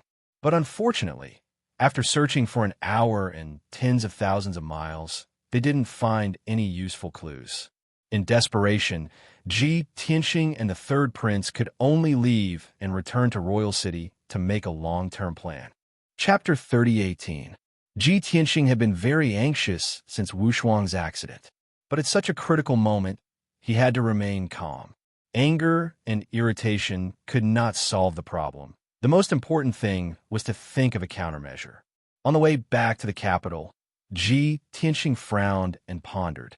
As soon as they returned to the Changfeng court, Ji Tianxing and the third prince entered the study to discuss countermeasures. Two commanders of the Imperial Army followed them in, waiting for orders. Originally, the third prince wanted Zhan Hong to rest and heal, but she refused to rest and forced herself to enter the study to participate in the discussion. Wu Shuang's kidnapping made her feel very guilty and self-reproachful. At the same time, she felt that she had failed Ji Tianxing's trust and could not face Ji Tianxing. Fortunately, Ji Tianxing did not reprimand her. The secret room was dimly lit and the atmosphere was solemn and austere. The third prince said in a low voice, "Two things happened tonight. First, the second prince invited Mr. Tianxing to the Qingyang court as a guest, but they were ambushed on the way back. Immediately after, two divine monarchs invaded the Longwind court, injured Jin Hong, and kidnapped young Miss Wu Shuang. This prince dares to conclude that these two matters are connected, and the other party has long planned this. Inviting Mr. Tianxing to the Qingyang court was the first step of the plan, luring the tiger away from the mountain. Sending people to infiltrate the Changfeng court and kidnap Miss Wu Shuang was the second step of the plan. Hearing this, Ji Tianxing shook his head and said, "You mean the main culprit is the second prince?" The third prince said calmly, "I can't rule out this possibility. I don't dare to underestimate him at any time. Moreover, he has the motive and the ability to plan such a scheme." Ji Tianxing shook his head again and said, "You're wrong. The king wants to appoint the fifth prince as the crown prince. You and the second prince have both lost. The fifth prince is the biggest winner. At this critical moment, your and the second prince's common enemy is the fifth prince. In order to fight for the position of crown prince and the king, the second prince has planned for so many years. At this juncture, he can't even cooperate with you. So how can he deal with me and kidnap my daughter? Is it more important to kill me? Or is it more important to seize the crown prince's position?" The third prince immediately understood what he meant and said in a serious tone, "The second prince invited you to the banquet tonight because he wants you to persuade me to cooperate with him? Do you mean that the fifth prince is the mastermind?" "Of course," Ji Tianxing said in a firm tone. "I don't know what methods he used to make the monarch make him the crown prince. This was the decree of the monarch. As long as the monarch didn't pass away, it was basically a done deal. Therefore, the fifth prince had already won and would soon become the crown prince. At this time, what he wants to do the most is to take revenge and get rid of me, the thorn in his side." The third prince nodded in agreement. "That makes sense." Ji Tianxing continued, "Besides you, the second prince, and I all underestimated the fifth prince. He must have planted spies in Changfeng court to monitor our every move. Therefore, he knew that my daughter was in Changfeng courtyard and that I went to Qingyang courtyard to attend the banquet. This is an excellent opportunity for him. How could he let it go?" Listening to his analysis, the third prince suddenly understood and nodded repeatedly. "Yes, that was most likely the case. The fifth prince sent people to kill you. If the operation succeeded, he could frame the second prince, causing me and the second prince to turn against each other, and there would be no possibility of cooperation. If the plan failed, the fifth prince would send two other monarchs to sneak into Changfeng courtyard to kidnap Miss Wu Shuang. In this way, they could use Miss Wu Shuang as a hostage to take the initiative and then find a way to deal with you." Ji Tianxing nodded slightly and said, "That's right. This is the fifth prince's plan to kill two birds with one stone. And it's one step after another, interlinked. His goal is to get rid of me. Before he kills me, Wu Shuang should be safe. Let's wait. It won't be long before they carry out the third step of the plan." The third prince nodded again and said in a dignified tone, "Next, he will send someone to send you a message asking you to go to a certain place to see Miss Wu Shuang. In that place, he has already set up a large number of troops and set up an inescapable net. If you don't want anything to happen to Miss Wu Shuang, you must go to that place and walk into the net." Speaking of this, he sneered and said, "Then we will wait for his message. I will gather a large number of imperial guards and see what tricks he can play." Ji Tianxing glanced at him and asked, "Nominally, the imperial guards are the sword of the monarch. You used a large number of imperial guards to help me deal with my private affairs. Aren't you afraid that he will complain and the monarch will punish you in anger?" The third prince sneered and said, "The monarch is about to appoint the fifth prince as the crown prince. I have already lost all my previous efforts. What is there to be afraid of? Besides, the fifth prince sent people to Changfeng courtyard to kidnap Miss Wu Shuang. This is not just a public slap in my face. This is simply pressing my face to the ground and stepping on it. He's already so deranged and lawless. Why should I care about feelings?" Ji Tianxing nodded and said, "You are willing to help, which proves that I did not misjudge you. But you still underestimate the fifth prince. He will not let us do as we wish. Then I have to think about how to do it secretly and hide from his eyes and ears, The third prince understood what he meant and nodded with a dignified expression. Time quietly passed by. Soon, an hour had passed.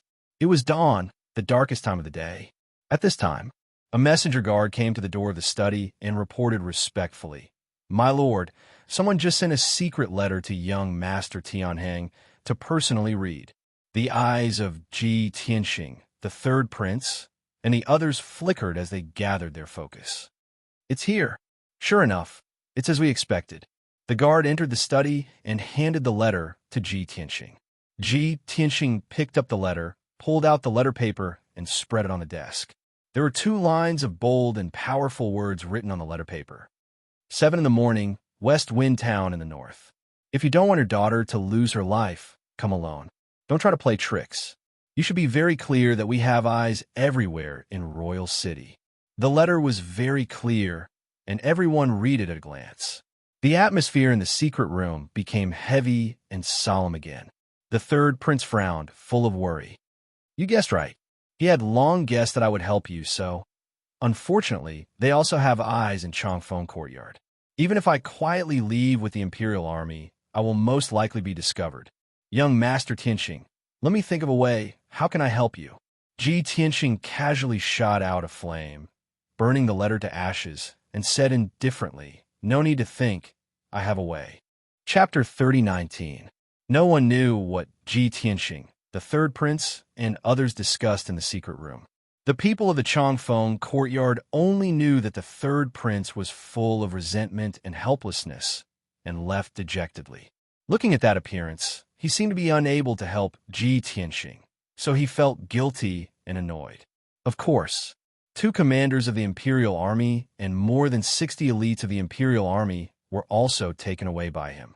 After leaving the Changfeng Courtyard, the third prince and others returned to the palace and rested. At least, the spies and informants hidden in the dark saw the result. But no one knew that Ji Tianxing had quietly left the Changfeng Courtyard with the help of the Armillary Sphere secret technique.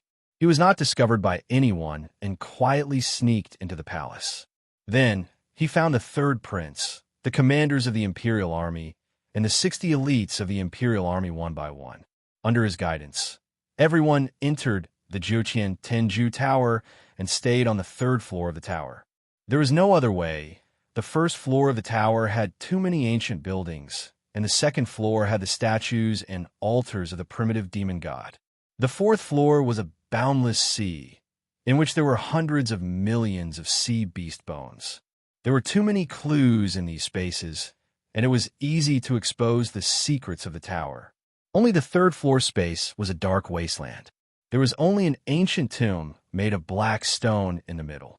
As early as many years ago, Ji Tianxing had cracked the ancient tomb.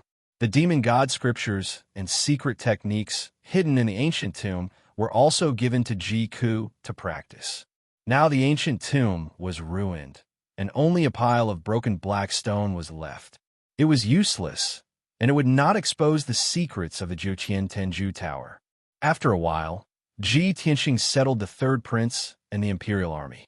Everyone stayed in the dark space, sitting cross-legged and waiting patiently. Ji Tianxing quietly returned to the Changfeng Courtyard and entered the study room. The whole process was stealthy, and no one noticed the abnormality. Then he lifted the state of invisibility and walked out of the study room openly. He did not take anyone with him, left the Changfeng Courtyard alone, and rushed to the north gate of the royal city. In the process, no one knew how many eyes and divine sense were secretly watching him. Not only were there spies in Changfeng Court, but there were also spies everywhere in King City.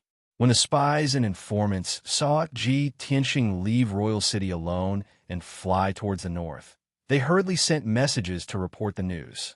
And in Be Friends, please remind me. After reading for a long time, please pay attention to the rest of the eyes. 00 recommended reading. SP. West Wind Town was located in the north of Royal City. It was a full 300,000 miles away from the Royal City, situated in the depths of the majestic and desolate mountains. Many years ago, more than 3,000 God Clan citizens had gathered in this small town. However, they were surrounded by mountains, where countless monsters and divine birds lived. They often attacked the people of West Wind Town, causing heavy casualties. Unable to bear the hardships, the people moved out of West Wind Town more than 200 years ago and moved to a small town hundreds of thousands of miles away. West Wind Town was thus abandoned, and there were no citizens living there. Occasionally, some adventurers would pass by and stay there for a day or two. On the way to West Wind Town, Ji Tianxing was still silently calculating. No wonder the fifth prince chose West Wind Town. That place is desolate and uninhabited, suitable for him to set up an ambush. He has set up an inescapable net there, waiting for me to die. He should be there in person to enjoy the fruits of victory, right? I hope he's in West Wind Town. As these thoughts flashed through his mind, Ji Tianxing's eyes flashed with a cold light. He not only wants to save Wu Shuang, kill all the fifth prince's lackeys, and get rid of the fifth prince. If the fifth prince is also in West Wind Town, he can solve this problem once and for all. Unknowingly, 2 hours passed. Ji Tianxing hurried at his fastest speed and had already flown 200,000 miles. At this moment, a communication jade slip flew over from the horizon and landed in front of him. It was just an ordinary jade slip, without any formation encryption.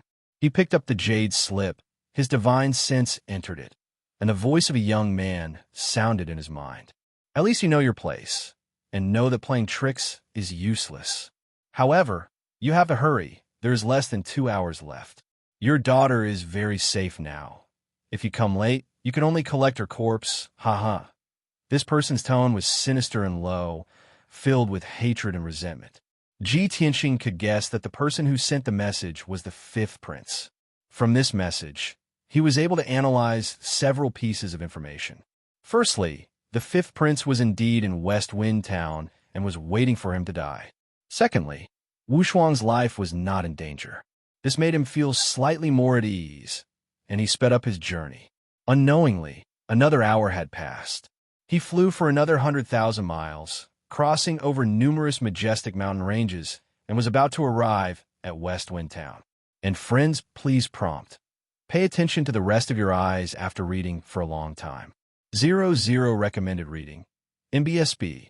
At this time, it was exactly 7:15. The golden sun had just risen from the horizon and was slowly rising into the sky. Boundless multicolored light shone on the mountains, causing the many cloud-shrouded peaks to be covered in a layer of gold. It was a magnificent sight, but Ji Tianxing wasn't in the mood to appreciate it. He spread out his divine sense and scouted West Wind Town a few thousand miles away. Soon, he found a small town in the mountains. Sure enough, it was surrounded by mountains on all sides and was located in a flat valley. A clear river that was 100 feet wide passed through the middle of the small town and flowed south along the foot of the mountain. The small town was not big, only 10 miles in radius. There were hundreds of palaces and houses in the town, but they were all abandoned and old. Most of them had collapsed and become a pile of ruins, revealing many dilapidated walls. Even the houses and palaces that did not collapse were overgrown with weeds and were a mess. Perhaps the fifth prince was fearless and was not afraid that Ji Tianxing would not come.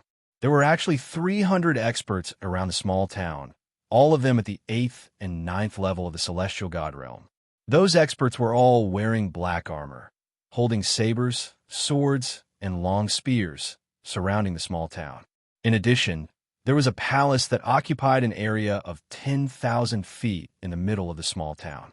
That palace was relatively well preserved and still had a majestic and solemn aura. Ji Tianxing detected that there were actually hundreds of Divine Lord Realm experts outside the palace, even though they were all first and second level Divine Lords. But there were nearly 100 of them, and they were still a very powerful and terrifying force. Most importantly, he even detected the auras of 6 high-level Divine Lords inside the palace. It's indeed an inescapable net, a sure kill trap. Fortunately, he's a prince and has a powerful backer. That's why he can gather so many Divine Lord experts. A cold light flashed across Ji Tianxing's eyes as he muttered to himself. From the looks of it, he has failed too many times previously. Even the Bloodsword sect was destroyed by me. This time, he must get rid of me. That's why he's willing to put in so much effort in order to be foolproof. Including the third prince, there were 6 high-level divine lords, nearly 100 low-level divine lords, and 300 celestial god experts. With such a powerful force, not to mention killing Ji Tianxing, even destroying sects like the Bloodsword sect and Bloodblade sect was more than enough. Before entering Westwind Town, Ji Tianxing already felt the 5th prince's killing intent. Chapter 30:20. Whoosh! There was a flash of white light, and Ji Tianxing descended from the sky, landing in Westwind Town. The eyes and divine senses of the 300 celestial gods gathered on him. They all sneered, their eyes filled with mocking, killing intent. Even the 100 or so lesser divine lords outside the palace noticed Ji Tianxing's arrival and began to size him up with their divine senses. Ji Tianxing walked toward the palace without a change in expression, ignoring everyone's reaction. 100 breaths later, he arrived at the palace gates. The lower divine lords guarding outside the palace all looked at him in unison. Many of them quietly gripped their swords and sabers, their expressions wary and wary. They had no choice. They had heard of Ji Tianxing's fame and battle achievements many times and were extremely afraid of Ji Tianxing.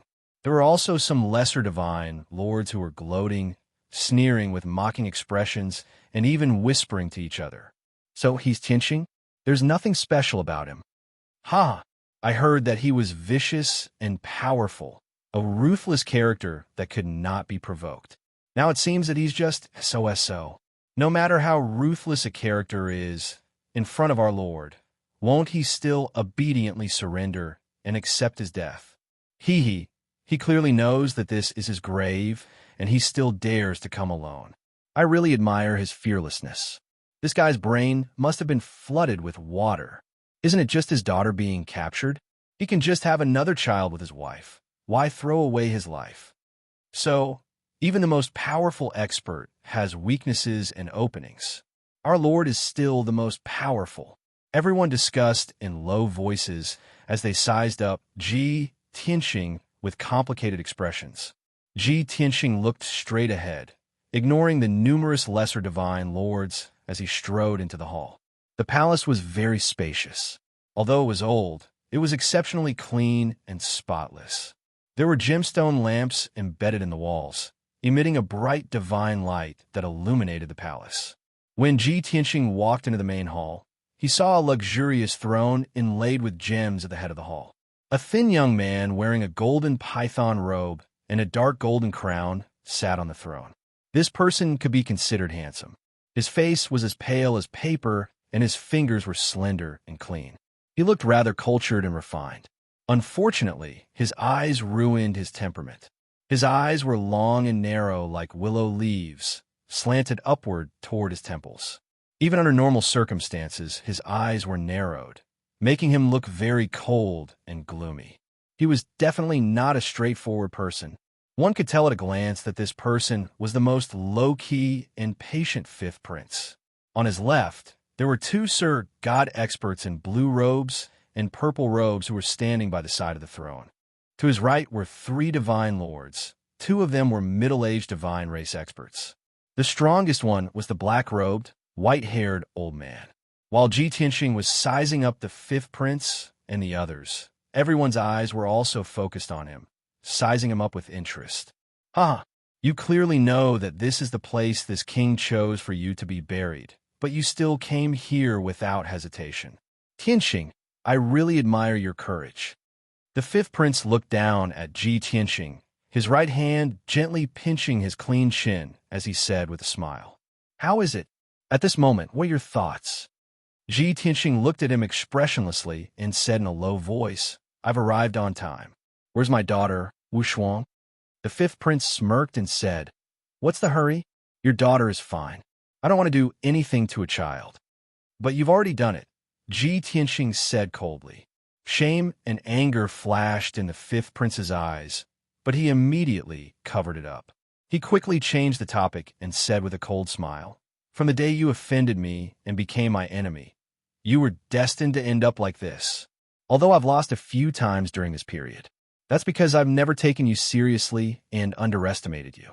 Now that I've taken you as my opponent and set up such a big formation to kill you, you must be honored, right?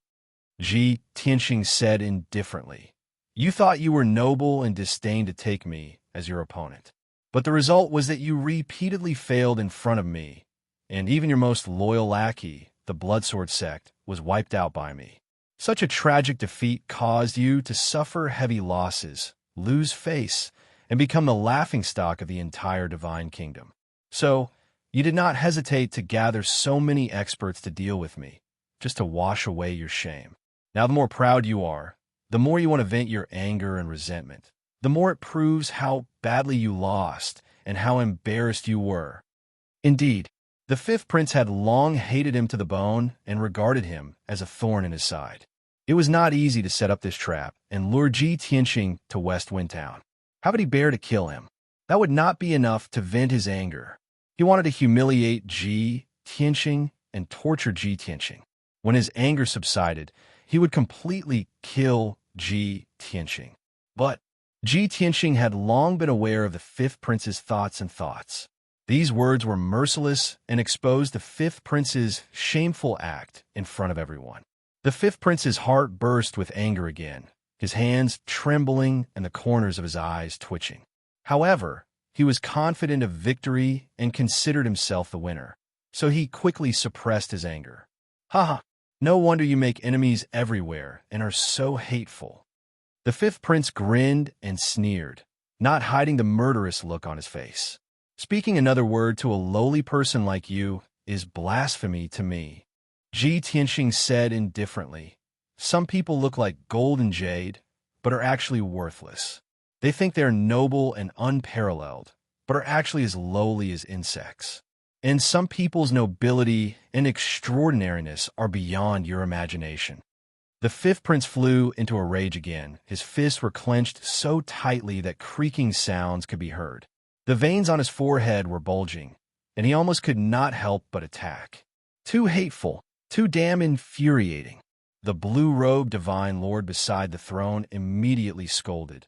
Little bastard, don't be so arrogant. Your daughter is in our hands, and now you're also a prisoner. Don't forget your situation. The life and death of you and your daughter are in the hands of the fifth prince.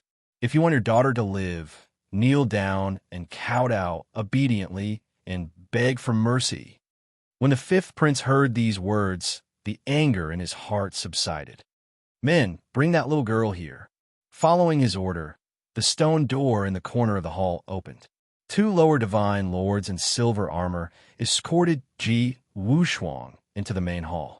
The moment Ji Wushuang appeared, Ji Tianxing looked at her with concern, checking on her condition. Fortunately, she had not been hurt or tortured. Her delicate hair and clothes were neat and tidy, and her mental state was also very clear. However, she was tied up with a dark golden rope, and her arms were behind her back. Not only was it difficult for her to move, but her divine power was also sealed. She could not fly or use divine powers. But no matter what, seeing that she was safe and sound, Ji Tianxing was completely relieved. The two divine lords escorted Wushuang to the fifth prince's throne. The fifth prince took out a dagger that glowed with green light and said with a cold smile, I can't believe that such a lowly race and bloodline like yours could give birth to such a delicate and cute daughter. But I hate perfect things the most. If I can cut this pretty little face a few times, it should be very satisfying, right? Chapter 30:21. Although Ji Wushuang also had the strength of God, even if her face was cut a few times, she could heal the injury and recover to her original state. But Ji Tianxing was still worried. The fifth prince's ferocity would leave a psychological shadow on Wushuang. He didn't want his daughter to be hurt in the slightest. Fortunately, Ji Wushuang had been very calm and had a composure that didn't match her age. Even when the fifth prince put on such a big show and waved a poison dagger in front of her, she was never afraid. She just looked at Ji Tianxing worriedly, afraid that he would also fall here. After all, there were hundreds of experts and strong people in West Wind Town. Ji Tianxing couldn't leave alive by himself. Ji Tianxing stared coldly at the fifth prince and shouted in a deep voice, If you are still a man and still care about the face of the royal family and nobles, then come at me." This was exactly what the fifth prince wanted. He sneered and said, "Ha, I was waiting for you to say that. If you don't want anything to happen to your daughter, then kneel down and kowtow to me." When he said this, the fifth prince was in an extremely good mood. The five monarchs beside him also showed a mocking smile, waiting to see Ji Tianxing make a fool of himself. Everyone knew that even if Ji Tianxing knelt down and kowtowed, the fifth prince wouldn't forgive him. He would definitely die without a doubt. But before killing him, the fifth prince had to humiliate him severely to vent his anger. Ji Tianxing was silent and stared coldly at the fifth prince, as if he was hesitating and weighing the pros and cons. But in fact, he secretly said to Ji Wushuang, "Wushuang, don't be afraid. Dad will take you away safely. Do you still remember the divine power I taught you back then?" Ji Wushuang's divine power was sealed, and she couldn't use divine power, but her divine soul wasn't unconscious and could still communicate with her divine consciousness. She immediately understood Ji Tianxing's meaning and asked, "Dad, are you talking about that phoenix returns to the nest?" Of course, Wushuang remembers. "I even cultivated it once not long ago." Phoenix's nest was a divine ability that Ji Tianxing had imparted to Ji Wushuang many years ago. This included Yun Yao and Ji Wuhan, who had also cultivated this supreme technique. This divine ability was very mysterious, but it didn't have any destructive power. It was just a method of directional spatial teleportation. To put it simply, as long as one executed phoenix returns to nest, one could instantly teleport into the 9 Heavens 10 Absolutes Tower. No matter what kind of situation or space they were in, they would be able to return directly to the divine pagoda. Of course, the spellcaster had to be within a certain distance from the 9 Heavens 10 Absolutes Tower. Being too far would not do. Ji Tianxing's heart was filled with gratification. He transmitted his voice to Qin Mu. "Although your divine power is sealed and you can't use Phoenix Returns to Nest, you can still use it. However, Father will use that divine ability and use the power of the divine pagoda to take you back. You must not resist." This was the miraculous part of the phoenix's nest. Not only could the cultivator use it, but the tower holder could also use it in reverse. Ji Wushuang didn't answer. He quietly winked at Ji Tianxing, indicating that he understood. Meanwhile, the fifth prince and the other divine emperors couldn't help but urge Ji Tianxing when they saw that he was silent. "Tianxing, what are you waiting for? Do you think my knife isn't sharp enough?" "Kid, you have to think carefully. Is your face more important or your daughter's life more important? Do you think it's as simple as cutting your daughter's face? The blue soul poison on the dagger can corrode her divine soul and turn her into a complete lunatic and idiot. Kid, the fifth prince's patience is limited. Don't court death." Seeing that everyone was impatient, the dagger in the fifth prince's hand was already itching to try. Ji Tianxing didn't hesitate any longer and immediately activated the mark of the divine pagoda on his left arm. A mysterious connection immediately formed between the divine pagoda and Ji Wushuang. Ji Tianxing quietly circulated his divine power and executed Phoenix returns to nest as quickly as possible. Swoosh! The next moment, a white light shot out from his left arm and enveloped Ji Wushuang at an incredible speed. Ji Wushuang was already prepared. When a mysterious white light enveloped her, she instantly disappeared. A quarter of an instant later, she appeared on the 5th floor of the divine pagoda and stood in the origin divine array. Even though she was still bound by the dark golden rope and couldn't use divine power, she was completely safe. Even an ordinary divine king expert couldn't break into the divine pagoda and hurt her. She was out of danger, but instead of rejoicing, she became even more worried. Dad saved me and will definitely anger the 5th prince and the other divine emperors. Would he be able to withstand the siege of so many experts and safely escape from West Wind Town? Dad has always been meticulous and reliable. You should be confident, right? Ji Wushuang stood on the altar and muttered to herself. At the same time, the 5th prince and the other divine emperors widened their eyes in disbelief as if they had seen a ghost. Especially the fifth prince. The smug and mocking smile on his face froze on the spot. He looked at his empty left hand and then looked at Ji Tianxing's arm, confusion flashing through his eyes. A moment ago, he was holding Ji Tianxing in his left hand and holding a poisoned dagger in his right, forcing Ji Tianxing to kneel and admit his guilt. But now, Ji Wushuang had disappeared.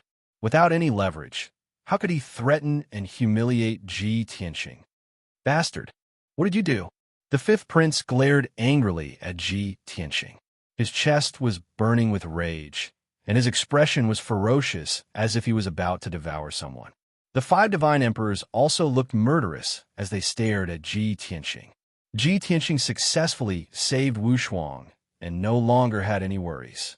He laughed contemptuously. Little bastard, you want to fight me? You're too naive. You dare to use my daughter to threaten me? You must be tired of living. As he spoke, he took out the sword of burial of heaven and released a murderous aura that soared to the sky. There was no need to hold back anymore. He only needed to release his anger and murderous intent to his heart's content. Such a drastic change caused the fifth prince to frown and sneer. Ha! You used a divine weapon to save your daughter while I was unprepared. Do you think you've won just like that? Don't get carried away. You are alone. While this king has 5 high-level divine lords and 400 elite experts, you and your daughter still have to die. Moreover, I'm going to tear you and your daughter into pieces and grind your bones to dust. As soon as the fifth prince finished speaking, Ji Tianxing couldn't be bothered to talk nonsense and attacked with all his might. Sort of daytime. He shouted coldly as he held the sword of burial of heaven with both hands and stabbed with all his might. Instantly, the tip of the sword emitted a dazzling golden light that instantly expanded to a radius of 1,000 feet and filled the entire palace. Kaboom! With an earth-shattering explosion, the huge palace collapsed on the spot, splashing out billions of brick fragments. A blazing golden sun emerged from the ruins and rose into the sky, illuminating the entire West Wind Town. With the ruins as the center, the destructive sword energy spread out and engulfed more than half of West Wind Town. The next moment, the ground within a radius of dozens of miles shook as if a super earthquake had occurred. Hundreds of palaces and mansions were smashed into pieces by the sword energy. The entire West Wind Town was reduced to ruins. Chapter 3022. The moment Ji Tianxing attacked, it was an all-out sword Dao ultimate technique. The power of this sword was truly terrifyingly powerful.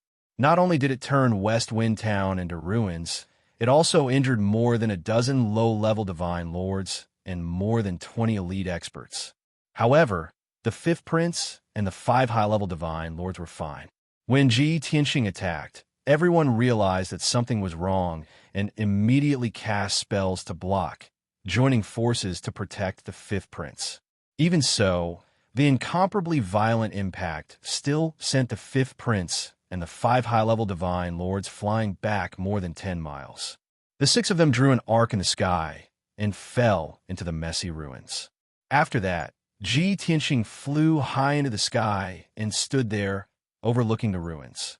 Seeing the confused and fearful expressions on the faces of the lower divine lords and elite experts around him, the corners of his mouth curled up in a cold and sinister smile. The fifth prince and the 5 high-level divine lords also flew out of the ruins and stood high in the sky. They faced off against Ji Tianxing across the sky, tens of thousands of feet away. Little bastard, you're really courting death. This king originally wanted to let you live a little longer, but I didn't expect you to be so eager to die. Then this king will fulfill your wish. As he spoke, the fifth prince took out a dark golden divine sword and held it firmly in his hand. The black-robed, white-haired divine lord also stretched out his palms, his 10 fingers filled with dazzling 5-color divine flames, his entire body bursting with a violent aura. He angrily glared at Ji Tianxing and coldly shouted, "Little bastard, you dare to attack hundreds of us alone? This is not confidence or courage, but arrogance and ignorance. This old man will immediately let you experience what it means to live a life worse than death." Ji Tianxing looked at the crowd with a cold smile and said, I'm alone? Ha ha! To tell you the truth, I came here today to kill all of you. Not a single one will be left alive. As his voice fell, he opened the third level of the 9 Heavens 10 Absolutes Pagoda. Whoosh, whoosh, whoosh. Streaks of white light appeared in the sky one after another, continuing to appear without end. In a short 2 breaths, the third prince and many experts of the Imperial Guard appeared in the sky. A total of 63 people lined up neatly in the sky, forming a formation.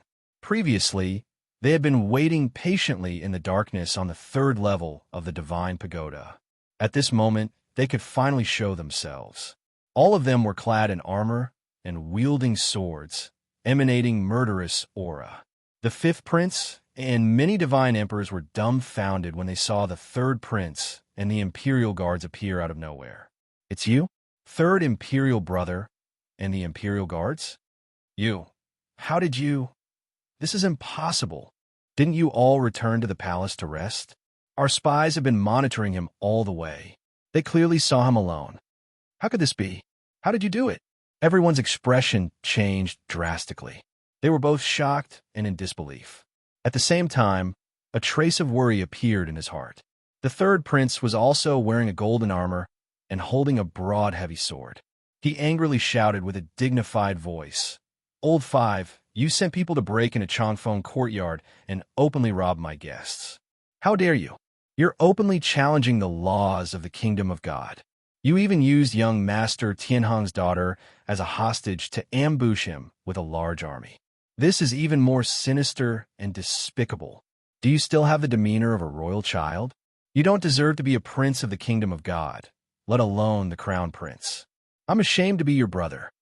The 3rd prince angrily rebuked the 5th prince with a righteous attitude.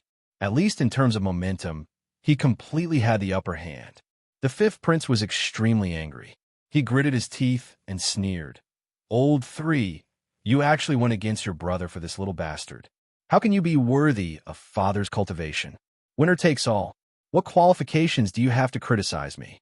Even if you're not convinced, father will appoint me as the crown prince. Your good days are over. Now think about how to curry favor with me, so that you can keep your family business. Ha ha ha, what a joke. The 3rd prince looked up to the sky and laughed, full of disdain.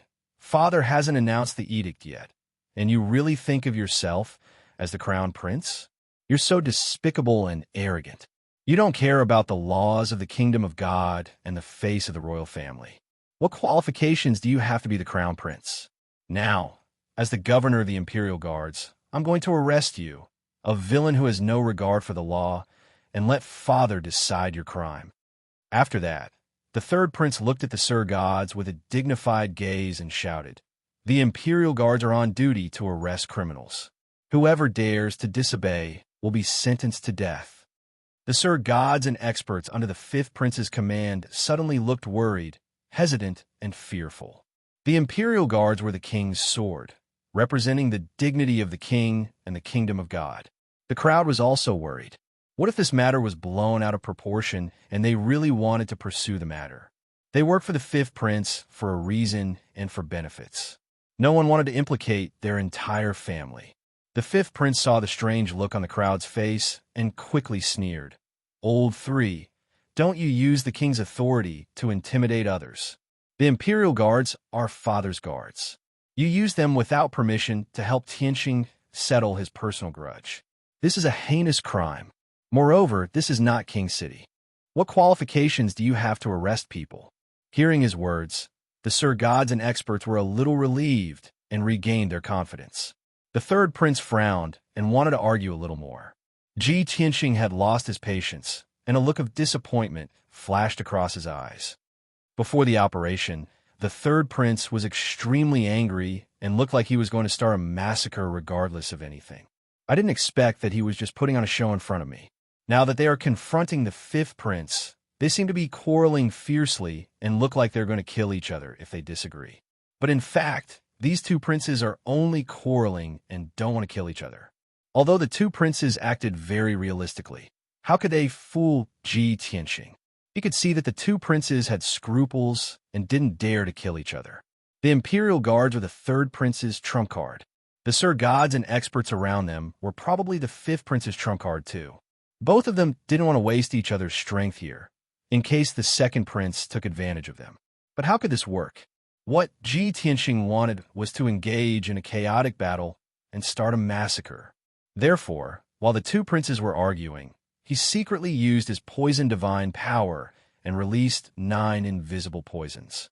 Under his precise control, the 9 poisons quietly spread among the Sir Gods and experts. But the third prince and the Imperial Guards beside him weren't affected. After releasing the poisons, Ji Tianxing waved the Burial of Heaven and charged at the few Sir Gods not far away with a thunderous force. They were 8 low-level Sir Gods. They were all holding Kenshin weapons and were ready to attack.